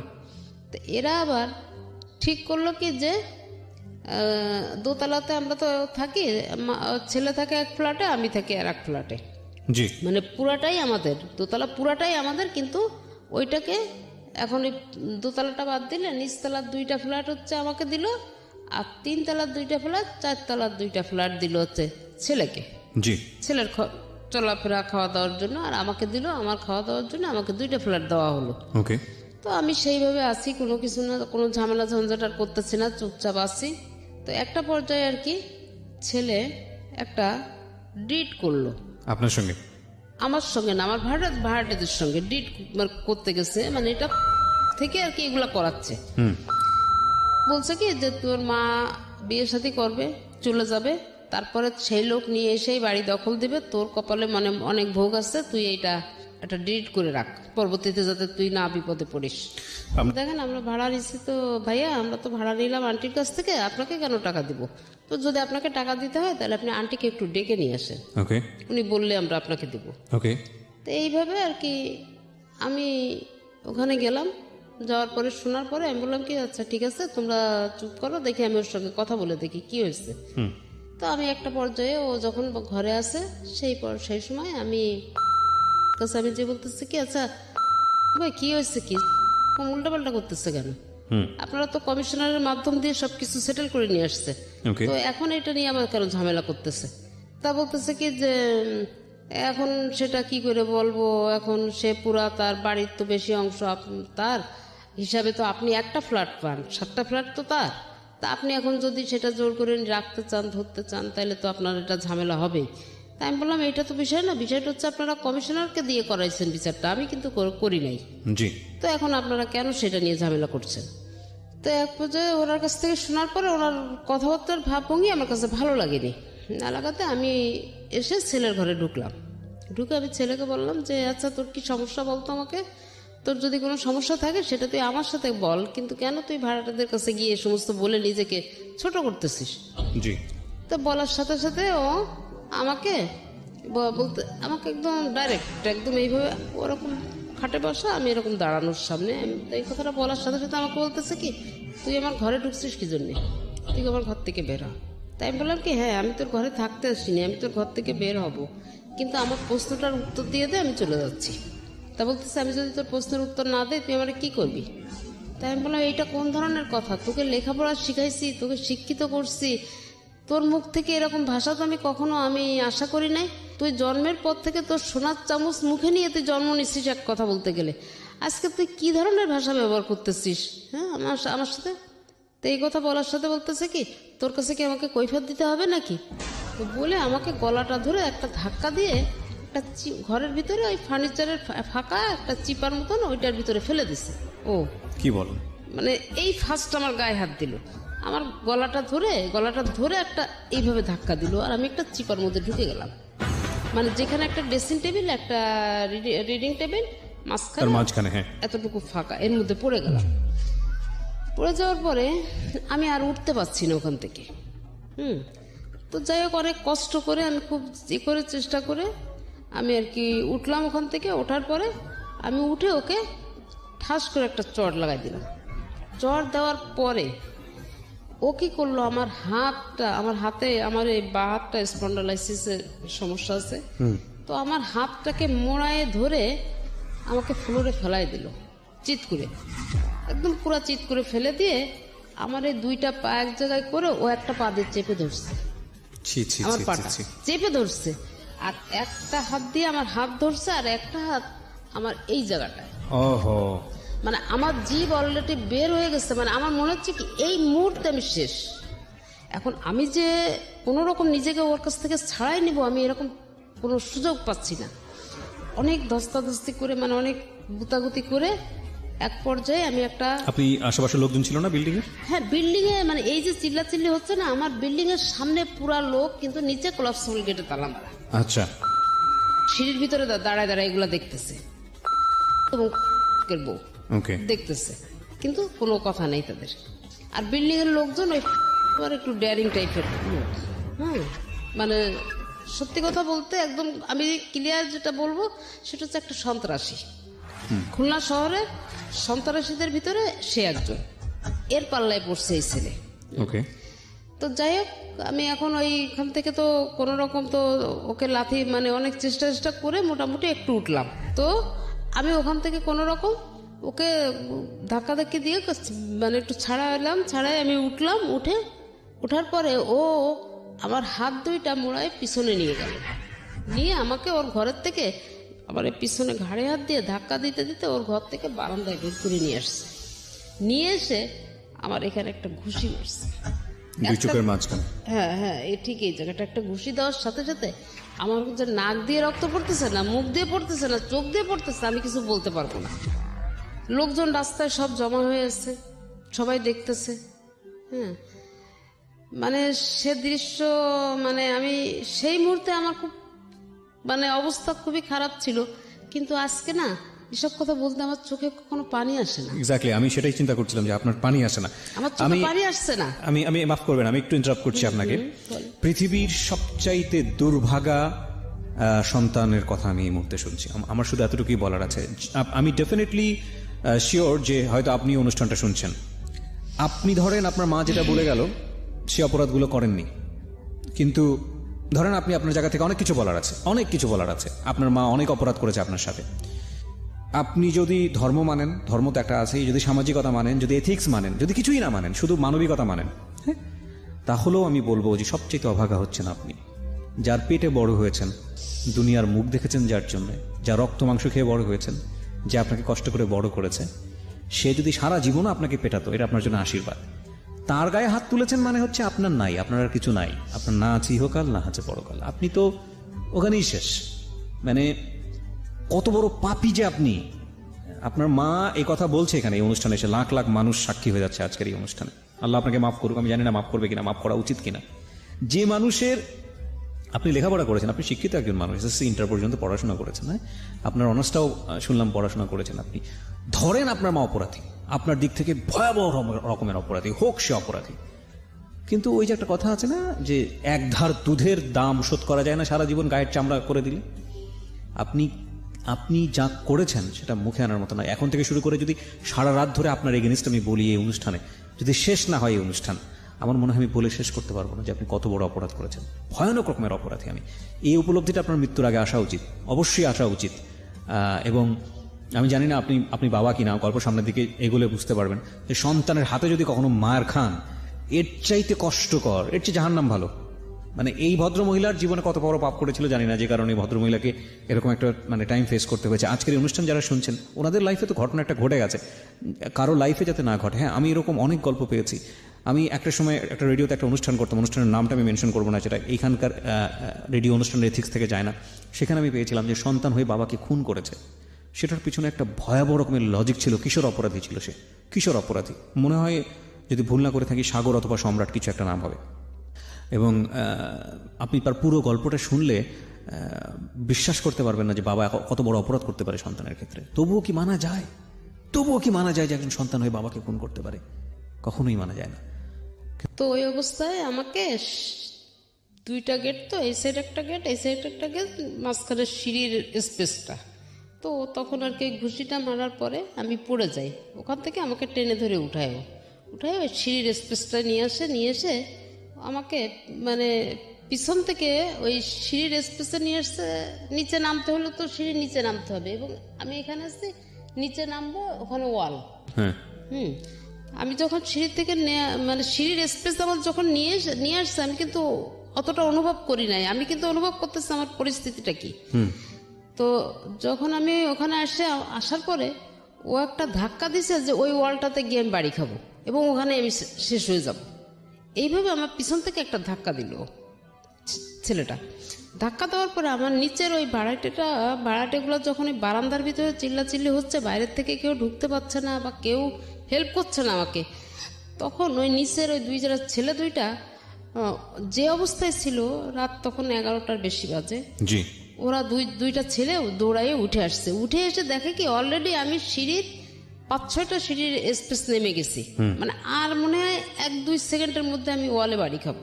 আচ্ছা, ওই অবস্থায় আটকেছে। ওই অবস্থায় ওরা দুইজনে এসে আমাকে ধরে বসছে। ধরে দেখে যে আমার তো নাক মুখ রক্তাক্ত। আমার তখন ওদের এই সেন্স নাই, মানে আমার তো সেন্স নাই, ওদের ওই অবস্থা। আমার গায়ের ওড়না খুলে আমার মুখটাকে মানে পেঁচায় নিয়ে ওরা সাথে সাথে চলে যায় পাশে একটা, মানে কোনো ডাক্তার তো পায় না। এই ঘটনা ঘটতে ঘটতে প্রায় 12টা 12:30 বেজে গেছে। কোনো ক্লিনিকে ধারে কাছে নাই। তো ওরা তখন একটা মেডিসিনের দোকানে নিয়ে গিয়ে ওখানে নিয়ে আমাকে ড্রেসিং করে নিয়ে এসে আমাকে নিচতলায় রাখে। আবার একটা ভাড়াটের ঘরে রাখে। তো এই যখন আপনি ড্রেসিং করালেন কারো কাছ থেকে, কোনো হাসপাতালে করেছিলেন নাকি কোনো ফার্মেসিতে? না, ফার্মেসিতে। সাধারণত এরকম ঘটনা ঘটলে please go to a hospital, সরকারি হাসপাতালে যাবেন। সরকারি হাসপাতালগুলোতে আমি যত জানি 1 স্টপ সার্ভিস আছে, এবং ওখানে গিয়ে আপনারা একটা মেডিকেল সার্টিফিকেট নিয়ে নেবেন যে আপনাকে ফিজিক্যালি অ্যাসাল্ট করা হয়েছে। আমি বিশেষ করে বাবা মার শুধু না, যে কারো ক্ষেত্রে আমি বলছি, সরকারি হাসপাতালে গেলে আপনাদেরকে এরকম একটা সার্টিফিকেট দেওয়া হবে যে আপনাকে ফিজিক্যালি অ্যাসাল্ট করা হয়েছে। কে করেছে আপনি চাইলে নামটা ওখানে মেনশন করতে পারেন। পরবর্তীতে আপনি যদি কোনো আইনি অ্যাকশন নেন, আপনার এই কাগজটা অবশ্যই লাগবে এবং এটার ভিত্তিতেই হবে, নইলে আসলে পরবর্তীতে আর কোনো কাজে লাগে না এগুলা। হ্যাঁ, তারপরে ওই অবস্থায় আমি তো আমার মুখ টুকের অবস্থা খুবই খারাপ ছিল, খাওয়া দাওয়া করতে পারছিলাম না, মানে গলা টলা ফুলে গেছে এবং গলায় ওর আবার হাতের নখ বড় বড়, এসব জায়গা সব মানে একদম কেটে কেটে গেছে আর কি, মানে ব্লেড দিয়ে টান দিলে যেমন। আপনি মা, আমি বিশ্বাস করি আপনি যা বলবেন আজকের অনুষ্ঠানে সবই সত্য বলবেন, এবং আপনি যে যার এগেইনস্টে বলছেন, পৃথিবীতে সবচেয়ে কাছের মানুষই আপনার, সে আপনার সাথে থাকুক আর না থাকুক, হ্যাঁ, আপনি তাকে পেটে ধরেছেন, এটাই আপনার সম্পদ। এবং আমি যত জানি আপনার সন্তান একটাই, রাইট? এরপর আর সন্তান হয়নি, সেটারও একটা স্টোরি আছে। আপনি আমাকে বলেন তো, আপনার সন্তান যে ইমব্যালেন্স আচরণ করছে, একটা মাত্র সন্তান, তাও ছেলে সন্তান, যার প্রতি আপনারা কোনো অন্যায় আচরণ করেননি, তখন যে ঘটনাটা আপনি বলছেন, সেই সময় বাবা মারা যাওয়ার পরে ওর ভিতরে কি কোনো আশঙ্কা ছিল যে আপনি অন্য কারোর সাথে সংসার করতে যাচ্ছেন, বা আপনাকে নিয়ে কোনো ছেলের সাথে কেউ কোনো গুজব শুনেছে? না, ও নিজে আমাকে বলতো কি যে দেখো এই বাড়িটা আমার বাবার, এই বাড়ির মালিক আমি। এটা তো প্রশ্নই ওঠে না, মানে এটা প্রশ্নই ওঠে না। আমি কেন বলছি, এই ধরনের কথাবার্তা তো ওর মাথা থেকে আসার প্রশ্নই ওঠে না, যে একটা মাত্র সন্তান আপনার। দেখুন, একটা মাত্র সন্তান যাকে আপনি আপনারা দুজনই এত ভালোবাসা দিয়ে বড় করেছেন, আর তো কোনো উত্তরাধিকারী নাই। আর দ্বিতীয় কথা হচ্ছে যে উত্তরাধিকারের প্রশ্নও যদি আসে, তাহলে লিগেলি সে আপনার চেয়ে বেশি পাবে, লিগেলি সে আপনার চেয়ে বেশি পাবে। সুতরাং এই প্রশ্ন তো আসেই না। আর দ্বিতীয়ত যেটা, সেটা হচ্ছে মা আপনি, কিসের বাড়ি কিসের ঘর? তো মার সাথে এই ধরনের রেশিওটা কেন আসবে? যদি একটা ভাই হতো তাও একটা কথা ছিল, বোন হতো তাহলে একটা কথা ছিল, তো মার সাথে তো রেশিওর প্রশ্নটা আসে না। ও কি কোনোভাবে ইনসিকিউর ছিল যে আপনি অন্য কাউকে বিয়ে করে ফেলছেন, বা ও এমন কোনো? ও নিজেই আমাকে বলছে, ও নিজেই আমাকে বলছে যে আমি যেন বিয়ে করে এখান থেকে চলে যাই। ও নিজেই বলেছে? হ্যাঁ, ও নিজে আমাকে বলছে। ওই আপনাকে বলতো বিয়ে করে চলে যেতে? হ্যাঁ, আমাকে বলছে যে কোনো কারণ ছাড়া। না, বলছে কি যে এ বাড়িতে তুমি থাকতে পারবা না, এটা আমার বাবার বাড়ি, আমার অধিকার আগে, তো এই বাড়িতে তুমি থাকতে পারবা না, তুমি হয় তোমার কোনো আত্মীয় স্বজন বা বাবার বাড়িতে চলে যাও, বা কোনো আত্মীয় স্বজনের বাড়িতে, অথবা তুমি একটা বিয়ে করে নাও, আমার কোনো কমপ্লেইন নেই। এতটা অসন্তুষ্ট কেন সে আপনার প্রতি? এইটা হচ্ছে কি, এই অসন্তোষটা হচ্ছে এই যে নামের যে লোকটার কথা আমি বলছি, এর সঙ্গে এতটাই ও ক্লোজ হয়ে গেল যে ও আমার ঘরের থেকে খাওয়া বন্ধ করে দিল। তো আপনি এই লোকটাকে বাসায় রাখছিলেন কেন? বের করে দিচ্ছিলেন না কেন? আমি এই লোকটাকে নামানোর জন্য বহুত চেষ্টা করছি, এবং লাস্ট আমার কেএমপি থেকে শুরু করে, মানে খুলনা পুলিশ কমিশনারের কার্যালয় থেকে শুরু করে, আমি প্রত্যেকটা প্রশাসনের সহযোগিতা চাইছি এবং দরখাস্ত করছি, এবং তাদের কাছ থেকে সিগনেচার নিচ্ছি যে অবৈধভাবে সে আমার বাড়িতে বসবাস করছে, আমার ঘর ভাড়া দিচ্ছে না, নানাভাবে নির্যাতন করছে, আমার ছেলেটাকে সে অ্যাডিক্টেড করে ফেলছে, এইভাবে আমি দিচ্ছি, কিন্তু কাজ হয়নি। কোনো কাজ হয় না, কোনো কাজ। আমি প্রশাসনের কাছ থেকে আমি হারাম বলতে আমি এতটুকু উপকার পাই নাই, একমাত্র র‍্যাব 6 ছাড়া। ওনারা আপনাকে হেল্প করেছে? শুধু ওনারাই আমাকে হেল্প করছে, এবং সেটা লাস্ট মোমেন্টে এসে আমার মাথায় কেন যে এই বুদ্ধিটা খেলছিল। আচ্ছা, ফাইনাল ক্রোনোলজিক্যালি যাব, স্টেপ বাই স্টেপ যাব, গল্পটা সামনের দিকে এগোতে চাই। প্রিয় শ্রোতা, আমরা যেই ভয়াবহ রকমের একটা অভিযোগ মা তার সন্তানের এগেনস্টে করছেন আজকে এখানে এসে, ঠিক অভিযোগ বলবো না, তার জীবন গল্প সেখানে বলতে এসেছেন, কারণ আজকের এই অনুষ্ঠান বলার পরে কিন্তু সে কারো কাছ থেকে বিচার চাইবে না। সে গল্পটা কেন বলতে এসছে সে প্রশ্নটা আমি পরে করব। খুব ভালো হতো যদি ওনার সন্তানকে আমি মুখোমুখি করতে পারতাম, কিন্তু আমাদের অনুষ্ঠানের কিছু এথিক্স আছে, কিছু নিয়ম আছে। আমরা যখন অনুষ্ঠানটা শুরু করি তখন একটা ডিসক্লেইমার দিই ওখানে, যে এই অনুষ্ঠানে যে কথাগুলো যিনি বলেন এটা ইনভেস্টিগেটেড শোনা, এবং ওনার সন্তান সম্পর্কে এখানে বলছেন, আপনি সেটা বিশ্বাস করবেন কি করবেন না সেটা আপনার ব্যক্তিগত ব্যাপার। ওনার সন্তানের নাম আমরা এখানে প্রচার করিনি, এবং একই সাথে উনি যার এগেনস্টে এখানে কমপ্লেন করেছে ওনার ভাড়াটিয়া, তার নাম আমরা প্রচার করিনি, যাতে করে সুনাম তাদের যে মানে কোনো দুর্নাম না হয়। আমরা সচেতনভাবে চেষ্টা করি এই নামগুলো হাইড করে যাওয়ার জন্য। তবে একটা কথা ঠিক, আমরা আপনাকে উৎসাহ দেই না এই অনুষ্ঠানটা বিশ্বাস করার জন্য। যদি আপনি বিশ্বাস করতে চান আপনার মতো করে আপনি করবেন, শিক্ষণীয় পার্সপেক্টিভ থেকে, কারণ এটা ইনভেস্টিগেটেড শো না। অফকোর্স এটা ইনভেস্টিগেটেড শো না। একজন এসে বলে গেলেন, সেটা কতটুকু সত্য কতটুকু মিথ্যা সেটা তার উপর নির্ভর করে। এবং খুব কষ্ট হচ্ছে যে যদি এখানে এসে ভাই তার বোনকে নিয়ে এভাবে বলতো, বা বোন এসে তো যদি ভাইকে নিয়ে এভাবে বলতো, আমি তাকে বলার সুযোগ দিতাম না, আমি তাকে অনুষ্ঠানে গল্পই বলার সুযোগ দিতাম না। কিন্তু যখন মা এসে একমাত্র সন্তানের এগেনস্টে বলে, এবং তখন বলার সুযোগ দেই একটাই কারণে, যে মা হয়ে সন্তানের এগেনস্টে কীভাবে মিথ্যা কথা বলবে, কেন বলবে, তার উদ্দেশ্যটা কি? তার উদ্দেশ্য থাকতে পারে না। এবং এই ঘটনা কিন্তু একবার ঘটেনি, আরও বহুবার ঘটেছে। সামনের দিকে একটু এগোতে চাই। তবে নাথিং ইজ ইম্পসিবল। সন্তানের দিক থেকে যদি শোনা যায় তাহলে হয়তো তার জায়গা থেকে অনেক শক্তিশালী একটা যুক্তি ছিল, কিন্তু যেই যুক্তি আপনি দেন না কেন ভাই, আপনার মা যেহেতু বলেছে আপনি তার গায়ে হাত তুলেছেন, পৃথিবীতে মা যদি পাগলও হয়ে যায়, উন্মাদ হয়ে যায়, বদ্ধ উন্মাদ, এমন উন্মাদ যে গায়ে কাপড় চোপড় রাখতে পারছে না, এরকম উন্মাদও যদি হয়ে যায়, তাকে একটা টোকা দেওয়ার অধিকার আল্লাহ দেয়নি, টোকা দেওয়ার অধিকার দেয়নি। আপনি যদি ধর্ম না মানেন, মানবিক জায়গা থেকেও আপনি সেটা পারবেন না। তাহলে এই পার্সপেক্টিভ থেকেই আমি আমাদের আজকের এই অনুষ্ঠানটাতে ওনাকে বলার সুযোগ দিয়েছি। জি বলুন। তারপর হ্যাঁ, ওখান থেকে করে নিয়ে আসার পরে আমাকে নিচে রাখা হলো। তো আমার একটা খালাতো ভাই, সে আবার ওই সময় পাশে থাকতো, ও আসছে, ও খবর পেয়ে আসছে। আসার পরে তখন আর কি আমার ভাই আর কি আমার ছেলেকে একটু বকাঝকা দিয়ে দিল। দিয়ে আমার যে নিজের ভাই, সে আবার ঢাকাতে থাকে, তাকে আবার ফোন করে জানানোর পরে তখন আমার ভাই ওকে, আমার ওই খালাতো ভাইটাকে বলতেছে, এক্ষুনি ওকে নিয়ে তোরা সোনাডাঙ্গা থানাতে ওই পুলিশের হাতে হ্যান্ড ওভার করে দেয়। ওরা এত বড় সাহস হলো কি করে? তো যাই হোক, এইভাবে আর কি এখন আমার ওই ভাইটা ওর সঙ্গে তর্ক বিতর্কে এক পর্যায়ে ও গেটে লক করে রাখছে, আর গেট খুলে না। ছেলে গেট খুলতেছে না, লক করে রাখছে। আমার ওই ভাইটা ধাক্কাধাক্কি করছে কিন্তু খুলেনি। ও পরে আর কেউ চলে গেল। পরে দেখাশোনা করতে থাকে, আমার ভাইটা দেখতেছে। আমার মামা তো বোন একটা অ্যাডভোকেট, ও 2 দিন ও খবর পায়, কিভাবে যেন খবর পেয়ে ও আমাকে দেখতে আসে। দেখতে আসার পরে ও আমাকে দেখে বলতেছে যে আপা এই কি অবস্থা, এটা তো ঠিক না, আসলে ওর বিরুদ্ধে একটা ব্যবস্থা নেওয়া দরকার। ও তো অনেকদিন থেকে এইরকম তো তোমাকে ডিস্টার্ব করতেছে, একটা মামলা করে দাও ওর নামে, ওকে জেলে ঢুকানোর ব্যবস্থা করে দিই, কিছুদিন একটু থেকে দেখি একটু শিক্ষা হয় কিনা। তো আমার ওই বোন আছে, মামাতো বোন, তারপরে মামা, খালাতো ভাই, মোটামুটি ফ্যামিলির বেশ কিছু লোকজন আছে অ্যাডভোকেট খুলনাতে। তারা মিলে সবাই একটা পরামর্শ করে ওকে একটা মামলা দিয়ে, কোর্টের মাধ্যমে একটা মামলা দিয়ে ওকে জেলে দেওয়া হলো। দেওয়ার পরে তখন আর কি করলো, তখন 12 দিনের মাথায় ওকে বললো যে 65,000 টাকা খরচ করে ওকে বের করে নিয়ে আসলো। ওকে। তো ওই সময়টায় ওই যে ছেলে মারছে, আমি অসুস্থ, ওই সময় আমি আমার আম্মার কাছে গিয়ে থাকি আর কি, পাশাপাশি তো খুব বেশি একটা দূর না। আমি আম্মার কাছে গিয়ে থাকি। তো ওই সময় একটু সুস্থ হওয়ার পরে ওই এদিকে ছেলেও বেরোয় আসছে, আমি একটু সুস্থ হইলাম, বাসায় আসলাম। বাসায় এসে দেখি কি যে আমার আলমারি ভেঙে, আলমারির ভিতরে আমার 7.5 ভরি অর্নামেন্টস ছিল, সেটা নিয়ে গেছে। আমার ছেলে? হ্যাঁ, আমার ঘরের দরজা ভেঙে ফেলছে। ওকে। ঘরের দরজায় যে হ্যাজবোল্টটা দেওয়া, লকটা দেওয়া, এই লকটাকে কাটছে। জি।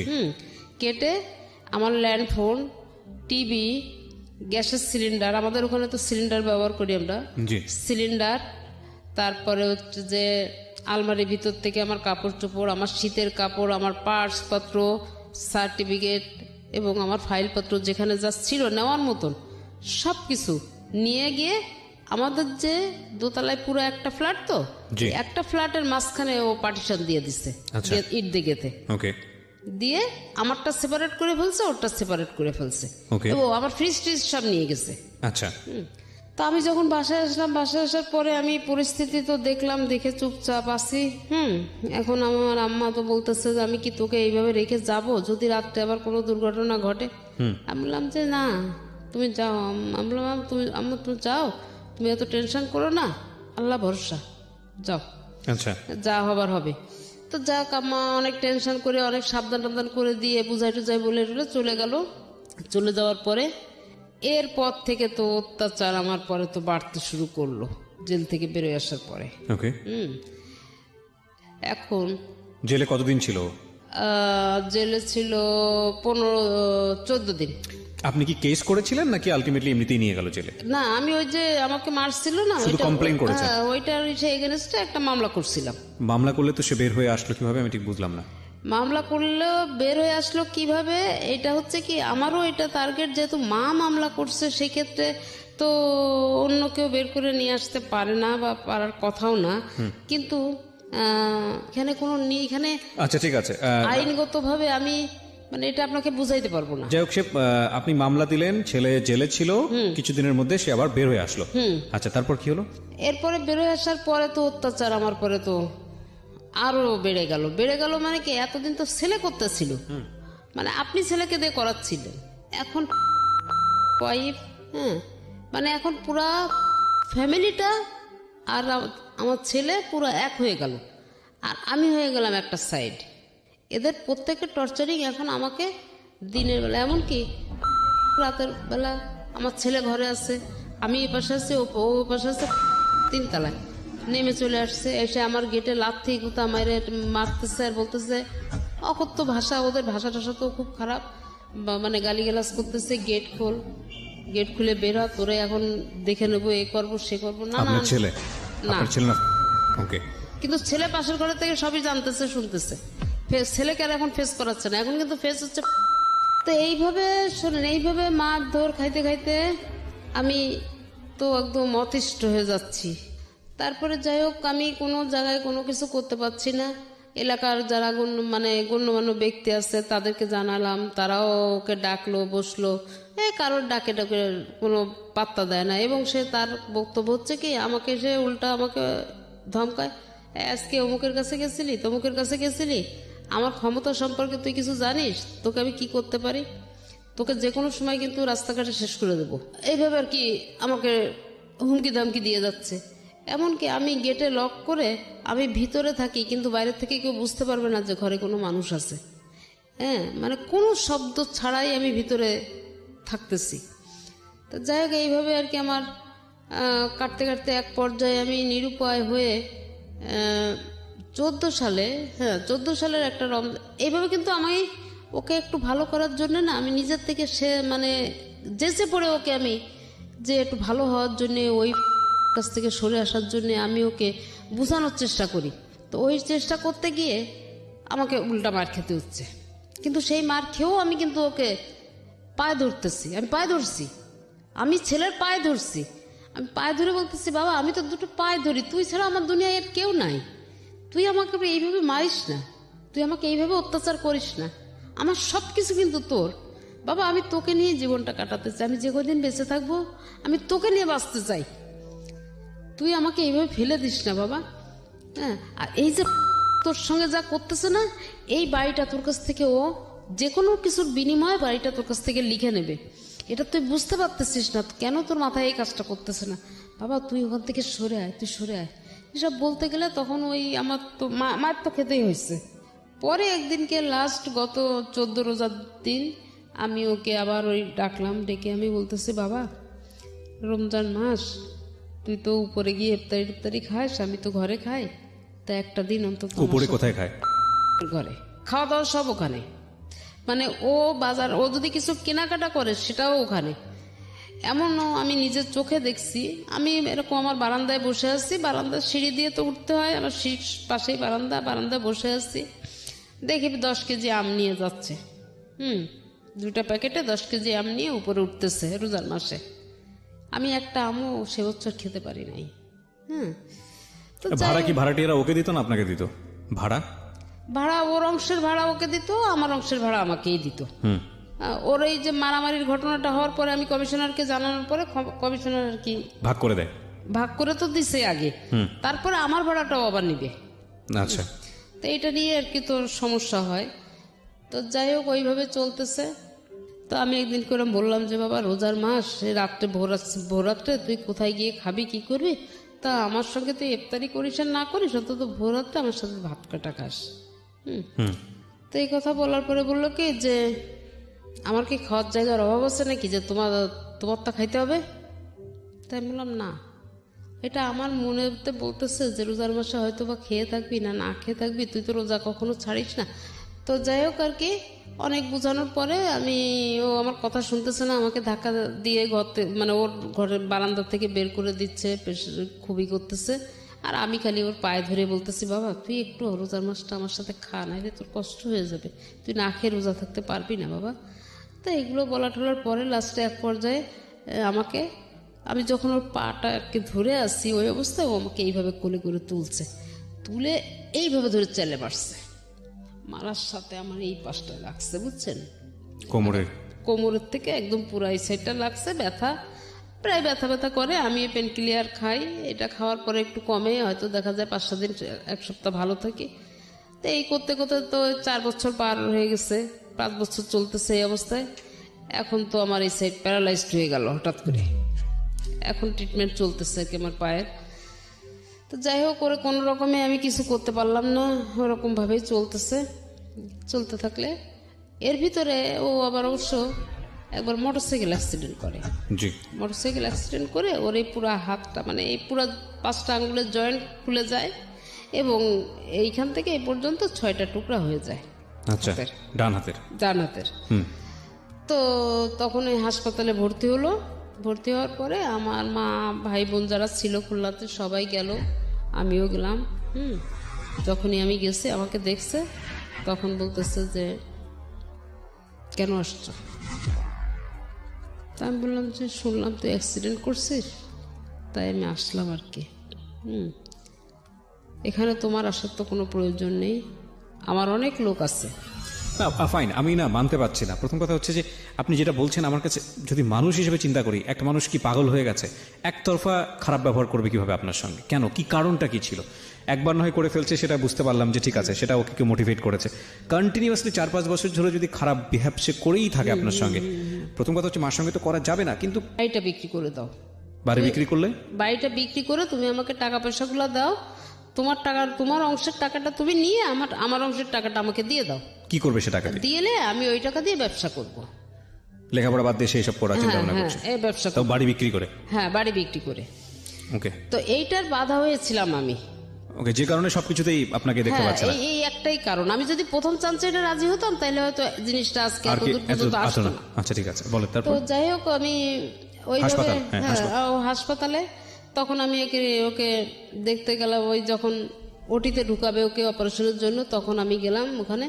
যাওয়ার পরে আমারও বলতেছে যে তুই যদি এখান থেকে না যাস আমি ওটিতে ঢুকবো না, আমি কিন্তু এখনই এই হাসপাতাল থেকে বেরোয় চলে যাব। তা আমি বলতেছি কি, কেন, আমি কি করছি তোর? তা বলছে কি যে তুই তো আমার জীবনটা শেষ করে দিলি। তা একদম এইভাবে কথাবার্তা বলতেছে। যাই হোক, আমি, ওর বন্ধু বান্ধব ছিল, আরও লোকজন ছিল, আমি মান সম্মানের খাতিরে আস্তে করে আমি, ও 3 তলায় ছিল, আমি 2 তলায় এসে সিঁড়ির ভিতরে দাঁড়াই আছি। যখন ওকে ওটিতে ঢুকাইলো তখন আমি ওটির সামনে গিয়ে দাঁড়ালাম। পরে যখন ওর অপারেশন করে বের করলো, তখন তো সেন্স ছিল না, তখন আমি কাছে গেলাম, মাথাটাতে একটু হাত টাত দিলাম, দিয়ে ওখানে কাছে কিছু সময় বসলাম। বসার পরে ওর বন্ধু বান্ধব বললো কি যে আন্টি আপনি এক কাজ করেন, আপনি বাসায় চলে যান, আমরা আছি, যদি কোনো সমস্যা হয় আমরা খবর দিব। আমি জানি যে আমার ছেলে আবার কোল বালিশ ছাড়া ঘুমাতে পারে না। তা আমি বাসায় গেছি, মানে আমার বাসার থেকে ক্লিনিক পর্যন্ত আসতে 3 থেকে 4 মিনিট লাগে হেঁটে আসলে। জি। তা আমি আবার এটা জানি, আমি তো ওটা জানি যে ও তো সেন্স ফিরলেই কোল বালিশ খুঁজবে। তা আমি ভোর যখন 5টা বাজে, আজান হয়ে গেছে, 5টা বেজে গেছে, তখন আমি একটা কোল বালিশ হাতে করে নিয়ে আস্তে আস্তে ক্লিনিকে আসলাম। এসে ওই বালিশটা রেখে গেলাম, মানে ওর বন্ধুদের হাতে দিয়ে গেলাম, আর বললাম যে ওর কী অবস্থা, একটু মাথাটাতে হাত বুলাই দিয়ে চলে গেলাম। চলে যাওয়ার পরে তারপরে ও জিজ্ঞেস করছে বালিশ কে দিয়ে গেছে, তা বলছে যে তা আন্টি এসে দিয়ে গেছে। যাই হোক, ওইভাবে আর কি ও সেখান থেকে ক্লিনিক থেকে বের হলো। কিন্তু আমি ওই যে কয়দিন ক্লিনিকে ছিল, আমি গেলে ও রুমে আমাকে ঢুকতে দিত না। তো ও রুমের সোজা আবার সিঁড়িটা, তা আমি ওই সিঁড়ির ওই কোনায় দাঁড়ায় ওকে একটু দেখতাম। বাসায় তো মন টিকতো না, কারণ আমার তো বাসায় আর কেউ নাই। তা আমি ওই দূরে দাঁড়ায় দাঁড়ায় আর কি, যতটুকু সময় সম্ভব হতো আমি ওই এরকম সিঁড়ির ভিতরে দাঁড়ায় ওকে দেখতাম, ও যাতে আমাকে দেখতে না পায়, এইভাবে দেখে ডেকে আমি চলে যেতাম। তারপরে যাই হোক, আস্তে আস্তে যখন একটু সুস্থ হলো, রিলিজ দিল, বাসায় গেল, তখন আর কি আমি ওকে ওর ঘরে গেলাম দেখতে। তখন আমাকে বলতেছে যে তুমি কেন আসছো দেখতে? তাই আমি বললাম হাসপাতাল থেকে রিলিজ নিয়ে আসলি তো ওখানে তো টাকায় শর্ট পড়ছিল, আমি তো ওখানে কিছু টাকা দিলাম। আর কোনো কথা বলে না, ওইভাবে আছে। এর ভিতরে হচ্ছে কি একটা মেয়ের সঙ্গে ওর একটু রিলেশন হয়। আচ্ছা। তো মেয়েটাকে আমাকে দেখাতেও নিয়ে আসতে চায়। তো আমিও বলি যে ঠিক আছে। এই মানে দেখাতে নিয়ে আসতে চাই মানে হচ্ছে এই এরকম ঘটনার মধ্যে যেখানে আপনাকে হাসপাতালে দেখতে দিতে চায় না? না, সেইখানে ওই মেয়েটা থাকে, মেয়েটা সেখানে ওর কাছেই থাকে কিন্তু, আর ওই মেয়েটা থাকার কারণে কিন্তু না সেটা অন্য হিসাব। আপনাকে যেখানে ওটিতে আপনাকে দেখলে ওটিতে ঢুকতে যাচ্ছে না, সেখানে মেয়ের সঙ্গে সম্পর্ক করে আপনাকে দেখাতে চাবে কেন? না, এটাই তো সুস্থ হওয়ার পরে। সুস্থ বলতে মানে ওটি সুস্থ হয়েছে বুঝলাম, কিন্তু সম্পর্কটা তো সুস্থ হয়নি। মানে আমি বলতে চাচ্ছি এই কারণে যে যেখানে আপনাকে কোনো কিছুতেই প্রাধান্য দিচ্ছে না, সেখানে কোনো একটা মেয়ের সঙ্গে সম্পর্ক হলে আপনাকে কেন দেখাতে যাচ্ছে, আমি তো বুঝতে পারছি না। না, তো ওইটা হয়েছে কি, তখন আর কি ও একটু মনে হয় কিছু হয়তো নিজের ভুল বুঝতে পারলেও পারছে, আচ্ছা। একটু স্বাভাবিক হয়ে আমার সঙ্গে একটু কথাবার্তা বলে আর কি। যাই হোক, আপনাকে দেখাতে চেয়েছে। হ্যাঁ, এখন মেয়েটা পছন্দ করছে, মানে আমি ওকে বিয়ে দেওয়ার জন্য বলতেছি যে বাবা এখন একটা বিয়ে শাদী কর, তাহলে দেখি একটু ঘর সংসারের দিকে তোর মন আসবে। হ্যাঁ, তা বলছে বিয়ে করে কি খাওয়াবো কি? আমি বলছি আমি যখন তোকে খাওয়াইতে পারতেছি, তা আর একটা মেয়ে নিয়ে আসলে তাকেও আমি খাওয়াইতে পারবো। আমার যদি একটা মেয়ে থাকতো তা আমি তো তাকে দেখতাম, আমি তো আর অন্যের পরে ছেড়ে দিতাম না। তো এইভাবে বলা টলার পরেও একদিনকে আমাকে বলতেছে তাহলে আমি মেয়েটাকে নিয়ে আসি, তুমি দেখবো? তাহলে আমি নিয়ে আসি। এবার হ্যাঁ ঠিক আছে নিয়ে আসো। এখন নিয়ে আসার পরে মেয়েটা দেখে আমার কিন্তু আসলে পছন্দ হয়নি। হ্যাঁ, তো এতটুকু সময় ছিল যে মেয়েটার পরিচয়টা ভালোভাবে আমার জানার মতো সুযোগ হয়নি। হ্যাঁ, 5-7 মিনিট ছিল আর কি। তো মেয়েটা চলে যাওয়ার পরে আমার ছেলে যখন বাসায় আসলো, আমি তখন ওকে বললাম যে আচ্ছা ওদের বাড়িটা কোথায়? তা বললো তো বাবা, ওরা কয় ভাই বোন, বাবা মা কি করে? তা বলতেছে যে আমি ওর বাবা মা কি করে এটা আমি বলতে পারবো না, ওরা হচ্ছে 3 বোন আর 1 ভাই, ও হচ্ছে বোনদের মধ্যে ছোট। জি। তাই আমি বললাম কি যে তুই একটা মেয়ের সঙ্গে রিলেশন করলি, অথচ তার বাবা কি করে তুই এইটা বলতে পারিস না, এইটা আবার কেমন কথা বলতেছিস? তা আমার না জিনিসটা একটু সন্দেহ লাগলো। এটা লাগার পরে আমি এটা কি করলাম, আমি এটা কোনো একজন মারফতে, কারো একজন মারফতে আমি খোঁজ নিলাম যে আসলে মেয়ের বাবা কি করে। তখন আমি জানতে পারলাম যে মেয়ের বাবা একজন ট্রাক ড্রাইভার। আচ্ছা। আমি এইটার পরে না আমি একদম নিস্তব্ধ হয়ে গেলাম।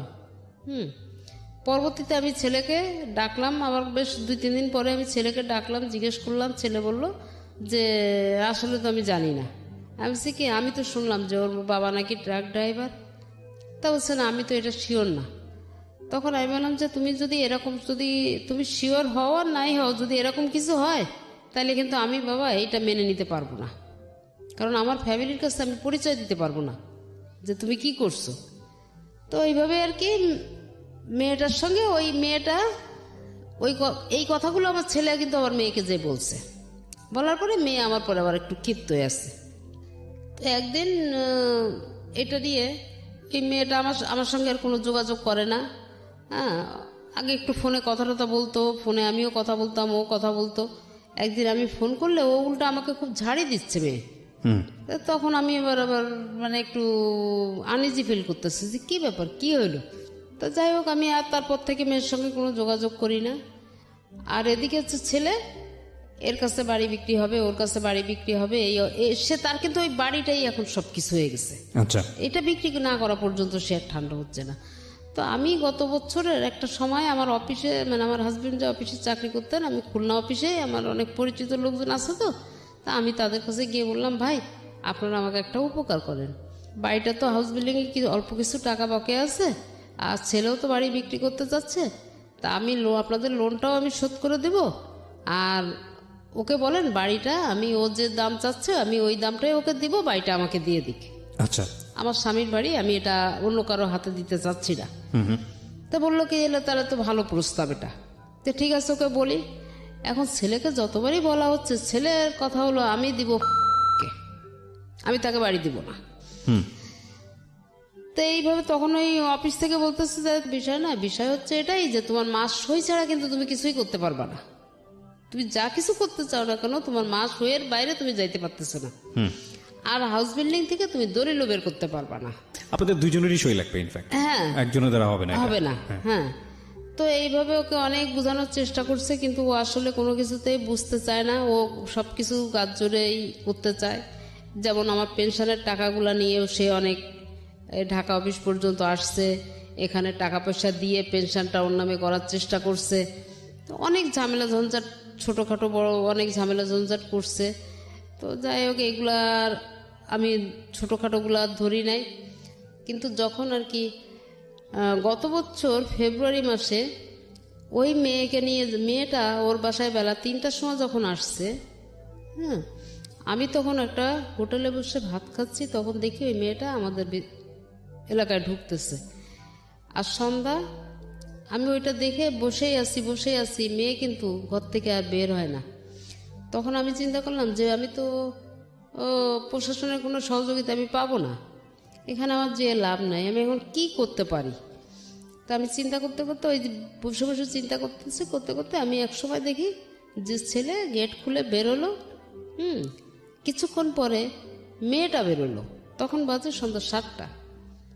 ওই সময়টাতে আমি ছেলেকে আমি ধরলাম সিঁড়ির ভিতরে, ধরে আমি তখন ওকে বলতেছি, একটা চর দিলাম, চর দিয়ে আমি বলতেছি কি যে এই শেয়ানা মেয়েটাকে তুমি বেলা 3টার সময় ঘরে ঢুকাইছো আর এখন বের করছো, এইটা তোমার বাবার বাড়ি, তোমার বাবার এখানে যথেষ্ট সম্মানীয় একজন ব্যক্তি ছিল, তোমার বাবার সম্মানটা কি তোমার কাছে কোনো মূল্য নেই নাকি? তুমি যেটা করতেছো এটা কি ভালো কাজ করছো না করতেছো, কোনটা? এই কথা বলার সাথে সাথে ও পা মার দিয়ে একটা ঘুষি মারলো আমার এখানে, মেয়েটার সামনে। হ্যাঁ, একটা ঘুষি মারলো এখানে, আমার চশমার কোনাটা এখানে ঢুকে গেল। তো ঢুকে যাওয়ার পরে এরপরে ওই মেয়েটা করলো কি, 3তলায় গিয়ে বউরে ডেকে নিয়ে আসছে, কাজের মেয়েকে ডেকে নিয়ে আসছে। এরা আসলো, আসার পরে এই মেয়ে আমার হাত চেপে ধরছে, মানে যে এখন ছেলের বউ, সে আমার 2টা হাত একসাথে করে চেপে ধরে বলতেছে কি যে আমার স্বামীর গায়ে হাত দিছিস, আর তোর তো সাহস কম না। তখন কিন্তু বিয়ে হয়নি ওদের। আর এই বলে আমাকে ধাক্কা মেরে আমার ড্রয়িং রুমে ঢুকালো।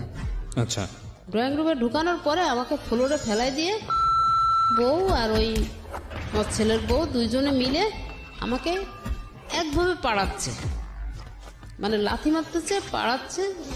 তো ওই যে কাজের মেয়ে সে বলতেছে কি আল্লাহ এই মহিলা মরে যাবে, মরে গেলে তোমরা কিন্তু জেল কেটে মরবা। তো এইভাবে আর কি ওই মেয়ে, কাজের মেয়েটা আর কি যাই হোক আমাকে সেভ করে ওখান থেকে। করার পরে আমি গেলাম আমার কমিশনারের কাছে, কমিশনারকে যে পাইলাম না পাওয়ার পরে আমি আমার এলাকার অন্য গ্রুপের যে যারা বড় ভাই আছেন তাদের কাছে গেলাম, যে বললাম, তাদেরকে যে বলার পরে তারা বলতেছে, পরে ওকে ডাকছে, ডাকার পরে বললো কি এগুলো সব মিথ্যা কথা, মানে আমার সব কিছুই মিথ্যা প্রমাণ হয়ে যাচ্ছে, ওই এখানে যে কথা বলতেছে সেটাই সত্যি হয়ে যাচ্ছে। তো এক পর্যায়ে তখন আমি দেখলাম যে আমার তো আর কোনো পরিস্থিতি, তো আমি আসলে কোথাও গিয়ে তো ঠাঁই পাচ্ছি না, কি করি। তো বাসায় এসে রাত্রে এরকম কান্নাকাটি করতেছে একা একা ঘরের ভিতরে। হঠাৎ করে কি মনে হইলো, সকালবেলায় আমি উঠে আমি র‍্যাব 6-এ চলে গেলাম। গিয়ে ওখানে যে আমি ওনাদেরকে সব জানালাম যে এই পরিস্থিতি, কালকে আমাকে এই করছে, এর আগে তো করে আসছে আর কালকে আমাকে এই করছে। তো তখন আর কি ওনারা আর কি পরিচালকের সঙ্গে সরাসরি কথা বলার পরে উনি আর কি সহকারী পরিচালককে আমার এই বিষয়টা নিয়ে একটা দায়িত্ব দিলেন। দেওয়ার পরে উনি বিষয়টা তদন্ত করতে লোক দিল। তারা বিষয়টা তদন্ত করলো প্রায় 15 দিন ধরে। ওকে। তদন্ত করার পরে যখন ঘটনাটা সত্য বলে প্রমাণিত হলো, তখন একদিনকে এসে আমি ঘরে আছি, সে অবস্থায় আমি বারান্দায় দাঁড়ানো আছি, আমার সামনে দিয়ে ছেলেটাকে ধরে নিয়ে চলে গেল র্যাবে। ওকে, ধরে নিয়ে গেল। তো কিন্তু ছেলেটা ওই মুহূর্তে কিন্তু ও যদি আমাকে একটা বারের জন্য আমাকে বলতো যে মা তুমি আমাকে বাঁচাও, তাহলে কিন্তু আমার আর কোনো কথা বলার ছিল না ওইখানে। কিন্তু তা সে বলেনি, তার অহংকারের জায়গাটা সে ঠিক রাখছে। তো যাই হোক ছেলেকে নিয়ে চলে গেল। ওই দিনকে নিয়ে যাওয়ার পরে ওকে র্যাবের যা ব্যবস্থা নেওয়ার সেটা নিল। দ্বিতীয় দিন যখন ওকে আবার ওই নাকি নিয়ে রিমান্ডে নেওয়ার টাইম ছিল 5টায়, তো র্যাবের অফিস থেকে আমাকে ফোন করে আমাকে বললো যে এরকম ছেলে বলতেছে যে এরকম সে আপনার সঙ্গে মিউচুয়াল করতে চায়, সে আপনার সঙ্গেই থাকতে চায়, যা করছে ভুল করছে, সে সব কিছু তার ভুল বুঝতে পেরে সে এখন আপনাদের সঙ্গে মিলেমিশেই থাকবে। পরের দিন ওরকম 5টা থেকে ওকে রিমান্ডে নেওয়ার কথা। 5টা থেকে ওকে রিমান্ডে নেওয়ার কথা। আমাকে 4:30টায় ফোন দেওয়া হলো। ফোন দিয়ে বললো যে আপনি আসেন, দেখি ছেলে আপনাকে চাচ্ছে, আপনি চলে আসেন, একটা আলাপ আলোচনা করে দেখি সমাধান করে দেওয়া যায় কিনা। জি। আমি আর কি গেলাম। যাওয়ার পরে ওখানে কথাবার্তা, আমি যাওয়ার পরে ওনার সঙ্গে আমার অনেক সময় কথাবার্তা হলো ওনার রুমে বসে। এরপরে ছেলেকে নিয়ে আসতে বললো, তো ছেলেকে নিয়ে আসলো। ছেলেকে নিয়ে আসার পরে তো আমি তখন আর কি ওর ছেলেও বারান্দায় দাঁড়ানো আছে, আমিও বারান্দায় দাঁড়ানো আছি। তা আমি ওর ছেলের দিকে তাকাচ্ছি না, কারণ আমি দেখছি যে ও খোঁড়াতে খোঁড়াতে আসতেছে, বুঝছেন? আচ্ছা, মানে অ্যাকশন হয়েছে কিছুটা। ওকে। খোঁড়াতে খোঁড়াতে আসতেছে। তখন আমাকে একজন এসআই আবার ইশারা দিয়ে বলতেছে যে কালকে মোটামুটি ভালোই হয়েছে। তো আমি এটা শুনে আমার ভিতরে আসলে কোনো ফিলিংস নাই। তো আমি খালি মনে মনে ওনাকে আলাদাভাবে একটু করে বলতেছে কি, 7টা বছর তো আমি মার খাইলাম, ও না হয় 2টা ঘন্টা খাইছে। তো একটু বুঝুক, মারলে যে মারে সে বোঝে না যে যাকে মারা হচ্ছে তার কতটুকু ব্যথা লাগতেছে। তো এইটুকুও বুঝুক আর কি। এই কথার পরিপ্রেক্ষিতে তো ছেলেও দাঁড়ায় আছে, আমিও দাঁড়ায় আছি। তো ছেলে কিছুক্ষণ পরে আমাকে বলতেছে যে আম্মু। তা আমি ওর কথার কোনো উত্তর দিলাম না।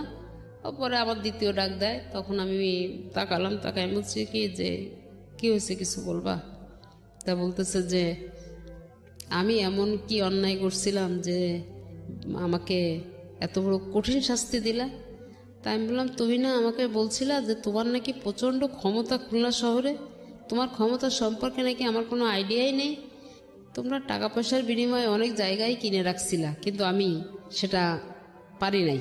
তা আমি শেষ পর্যন্ত আমি মায়ের গুতা খাইতে খাইতে আমি এখন এমন একটা অবস্থায় এসে দাঁড়াই গেছি যে আমি এই কঠিন একটা ডিসিশন নিতে বাধ্য হয়েছি, তুমি ওকে বাধ্য করছো।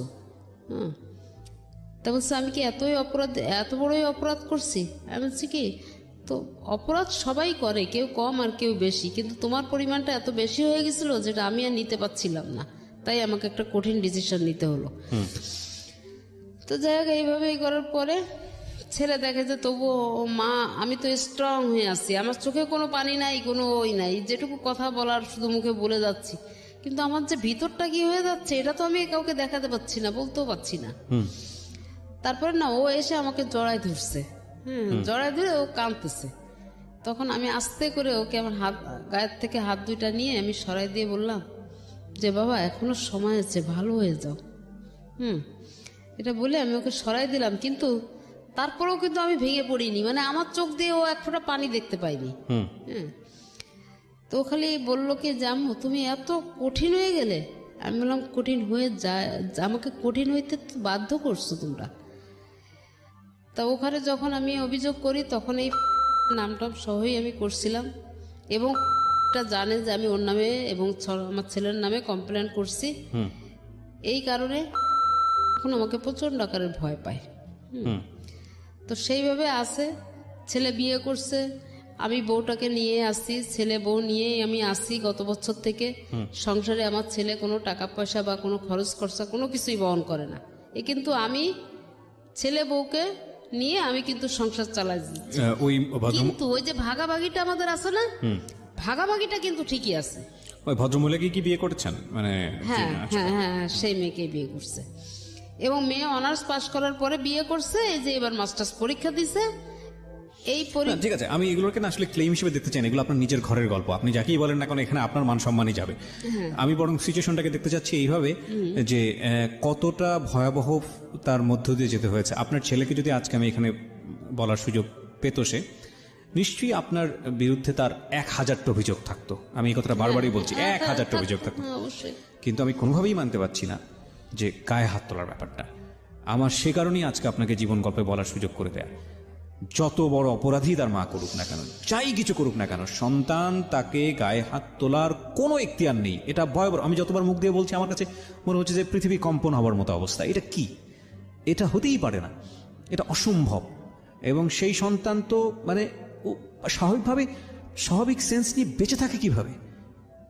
হোক, মা পাগল হতে পারে, বদ্ধ উন্মাদ হতে পারে, যাই কিছু করুক না কেন, অসম্ভব, একেবারেই অসম্ভব। এই জায়গাটা থেকেই গল্পটা আসলে, মানে অন্য বিষয়ে হয়তো এই ভদ্রমহিলা দোষী, অন্য বিষয়ে হয়তো এই ভদ্রমহিলা এমন কিছু করেছে যে যাতে করে সন্তান হিসেবে মেনে নেওয়াটা খুব কঠিন, but no way physically assault করার কোনো অধিকার সন্তানের নাই, এবং এটা করতেই পারে না।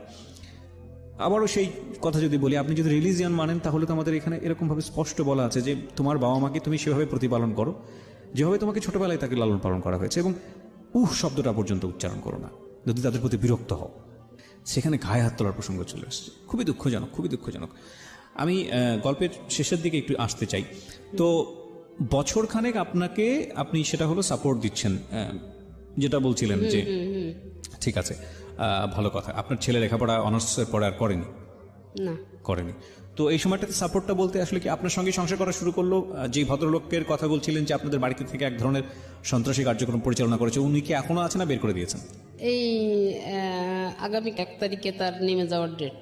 এখনো পর্যন্ত সে এত কিছুর পরেও আছে? আমার এখনো পর্যন্ত আমি এই ছেলেকে দিয়ে আমি চেষ্টা করলে আধা ঘন্টার ভিতরে আমি ওকে নামাবো, কিন্তু এই আমার ছেলের কোথায় যেন একটা দুর্বলতা আছে ওর প্রতি, আমার ছেলে ওকে নামাইতেই দিতে চায় না। কি দুর্বলতা? বিয়ে করেছে কতদিন? বিয়ে করছে 1 বছর। 1 বছর যাবত সংসার ধর্ম করে খাচ্ছে তারা? সংসার ধর্ম আমার সাথেই আর কি, আমি একসাথে আছে, সবকিছু আপনার সঙ্গে আছে। বাড়িটার কি অবস্থা? বাড়িটা নিয়ে হচ্ছে সেই বাড়ি তো ওদেরকে দিবে, এটাই হচ্ছে ওদের সঙ্গে একটা এগ্রিমেন্ট করা আছে। কাদেরকে? মানে ওই সাথে একটা এগ্রিমেন্ট করা আছে, বাড়িটা ওদেরকে দিবে। তো সেটা আর কি, আমি শুধু আমার কথা ছিল এটাই যে আমার জীবনে আমার শরীরে 1 বিন্দু রক্ত থাকতে আমি আমার বাড়িটা দিতে দেবো না, হ্যাঁ। আর সে হচ্ছে ছাড়া দিবে না। তা লাস্টে একটা মিউচুয়ালের ভিতর দিয়ে যাই হোক আমি বাড়িটাকে রক্ষা করতে পারছি, হ্যাঁ। আর আমার ছেলের যে বউটা আছে, এই যে 1 বছর বিয়ে করছে না, এই 1 বছরের ভিতরে 2টা ঈদ গেছে, একটা রমজান মাস গেছে। 1 বছরের ভিতরে এই পর্যন্ত আমার ছেলে বা বউ একটা দিনের জন্য, একটা বেলার জন্য আমার সাথে বসে ভাত খায়নি। কিন্তু সংসারে আমি মাসে 20 থেকে 25,000 টাকা সমস্ত খরচ আমি বহন করি, কিন্তু আমার সাথে একটা ঈদের দিনও তারা আমার সঙ্গে 1 মুঠো ভাত খেতে পারেনি। এটা আমার সবচেয়ে বড় কষ্টের জায়গা। এই কষ্টগুলো হয়তো বা কোনোদিনও যাবে না, কারণ আজকে আপনি রেডিওতে যে গল্পটা বলে গেলেন এরপরে কষ্ট হয়তো আরও বাড়বে। কারণ আমরা আসলে না ভালো দিকগুলো নিই না, কারণ মানবিক দিক থেকে যদি বিচার করা যায় তাহলে হয়তো বলবো যে যিনি গল্পটা আজকে এখানে বললেন তার কষ্টের জায়গা থেকে তিনি বলেছেন। আপনার সন্তান যদি এটাকে ইগোর জায়গা থেকে নেয় তাহলে হয়তো আপনার সঙ্গে খারাপ আচরণ আরও বাড়বে। আমি যে প্রশ্নটা করেছিলাম যে বাড়ির অবস্থাটা কি, এই বাড়িটার সমাধান কি হয়েছে শেষ পর্যন্ত? হ্যাঁ, বাড়ির অবস্থাটা এখন আমারই এক রিলেটিভের মাধ্যম দিয়েই আর কি আমার নেওয়া হচ্ছে। আপনি নিয়েছেন বাড়িটা কার কাছ থেকে? মানে ছেলের অংশটা আপনি কিনে নিয়েছেন? হ্যাঁ। কত টাকা দিয়ে কিনে নিয়েছেন? তাকে 65 লাখ টাকা দেওয়া হয়েছে। এই 65 লাখ টাকা আপনি কোথায় পেয়েছেন? এই 65 লাখ টাকা আমার হাজবেন্ডের পেনশনের টাকাটা, আমি এতদিন কোনো হাত দেই নাই, আমি উঠাই নাই। কত বছর হল উনি মারা গেছেন? 2001-এ মারা গেছেন? 2004-এ মারা গেছেন। এই টাকাটা আপনি সাথে এই টাকাটা আপনি তোলেন নেই, 10 বছর পরে তুললেন? 11 বছর পর। 11 বছর পরে তুললেন। এই টাকাটা সব মিলিয়ে কত টাকা হয়েছে? 65 লাখ টাকা? না, আরো বেশি হয়েছে। আর উনি জীবিত অবস্থায় বাড়িটা করেছিলেন, জায়গাটা কিনেছিলেন, উনি এত টাকা পেলেন কোথায়? এই প্রশ্নটা আমার করা উচিত এই কারণেই যে জায়গাটা আমি যখন জায়গা কিনছি না, তখন হচ্ছে যে ওখানে যে জায়গাটা কেনা হয়েছে তখন ওখানের কাঠা ছিল 10,000 করে। আচ্ছা, কিন্তু বাড়ি করতে তো আপনাদের পয়সা লেগেছে, ভালোই পয়সা লেগেছে। হ্যাঁ, তো উনি হাউস বিল্ডিং ফাইন্যান্সের চাকরি করতেন, ওখান থেকে লোন নিয়েছিলেন, লোন নিয়ে বাড়িটা করা। আচ্ছা, ওকে। তো এই টাকাটা আপনি আপনার ছেলেকে দিয়েছেন, কিন্তু আপনি কি জানতে চেয়েছেন যে টাকাটা তুমি দিয়ে কি করবে, বা এই টাকাটা তুমি নিলে? হ্যাঁ, আমি জিজ্ঞেস করছি যে কি করবা। তো টাকাটা তার ওয়াইফের নামে কিছু ফিক্সড ডিপোজিট করছে, তার নামে করছে, আর কিছু টাকা তার ব্যবসার জন্য রাখছে, ব্যবসা করবে। কি ব্যবসা করবে এটা আমাকে সে বলেনি, যখন করবে তখন জানাবে। তো এখন আলটিমেটলি সে বাড়িতে ভাড়াটিয়া হিসেবে আছে? না, অলরেডি আমি কালকে খবর পেলাম যে সে নাকি বাসা থেকে নেমে গেছে। ভাড়া থেকে নেমে গেছে। আপনি এটাতে খুশি হয়েছেন নাকি কষ্টপ্রতিও? আমাদের কোনো অভিযোগ নেই। এই ভদ্রমহিলারও নিশ্চয়ই শেষ পর্যন্ত তার সন্তানের প্রতি কোনো অভিযোগ নেই, কারণ এই কান্নাটা সেটাই বলে দেয়। কিন্তু যে সিচুয়েশনটা আমরা শুনলাম, এই ঘটনাগুলো আমরা শুনলাম, সেটা যেন কোনো সন্তানের জীবনে, কোনো মায়ের জীবনে কখনো না আসে। আমরা মানুষ, আমাদের হুঁশ জ্ঞান থাকা উচিত, যাই কিছু করি না কেন আমরা। বিশেষ করে খুব দুঃখজনক হলেও সত্য, আমাদের পুরো সাউথ এশিয়ান সাবকন্টিনেন্টে এই জিনিসটা দেখা যায়। বিয়ের পরে ছেলেরা অনেক বেশি চেঞ্জ হয়ে যান অথবা বাধ্য হন হতে। মেরুদণ্ডে অতটুকু শক্তি থাকে না যে নিজের মার দিকে ঠিকমতো খেয়াল রাখবে, নিজের পরিবার বাবার দিকে খেয়াল রাখবে, শক্তি থাকে না। হয়তোবা মানসিকভাবে অনেক টর্চারের শিকার হন, বিয়ের পরের অবস্থার কথা বলছি। অথবা তার মধ্যে এমন কোনো পরিবর্তন আসে বা পরিবর্তনটা নিয়ে আসার জন্য কেউ চেষ্টা করেন, যাতে করে সে তার মা কিংবা বাবার প্রতি যে পরিমাণ দায়িত্ব পালন করা উচিত সে পরিমাণ দায়িত্ব পালন করতে পারেন না। আমার এই জায়গাটিতে একটা কথাই বলার আছে, সেটা হলো আপনিও তো একদিন বাবা হবেন, আপনিও তো একদিন মা হবেন। হ্যাঁ, মেয়ে হয়ে জন্মিয়েছেন, কন্যা জায়া জননী একটা কথা আছে, আর বাবা হয়ে, ছেলে হয়ে জন্মিয়েছেন মানে বাবা হবেন, বৃদ্ধ হবেন। ভবিষ্যতের কথা কি মনে পড়ে না? লজ্জা কি লাগে না? যেই মা আপনাকে না খাইয়ে, মানে যেই মা আপনি না খেলে সে খেত না, যেই মা আপনাকে পেটে ধরে কষ্ট করে মানুষ করেছে, একটা সন্তানকে পেটে ধরা মানে হচ্ছে সেটা মৃত্যু সাথে ফাইট করছে, যে কোনো মুহূর্তে মারা যেতে পারে। এই ভদ্রমহিলা যখন মা হয়েছেন সে কিন্তু মানে বলা যেতে পারে একেবারে কিশোরী মা। তার একটা দিনের কষ্ট আপনি সারাটা জীবন পরিশ্রম করে শোধ দিতে পারবেন? মানুষ হলে এই ধরনের কাজ করা উচিত হয়নি।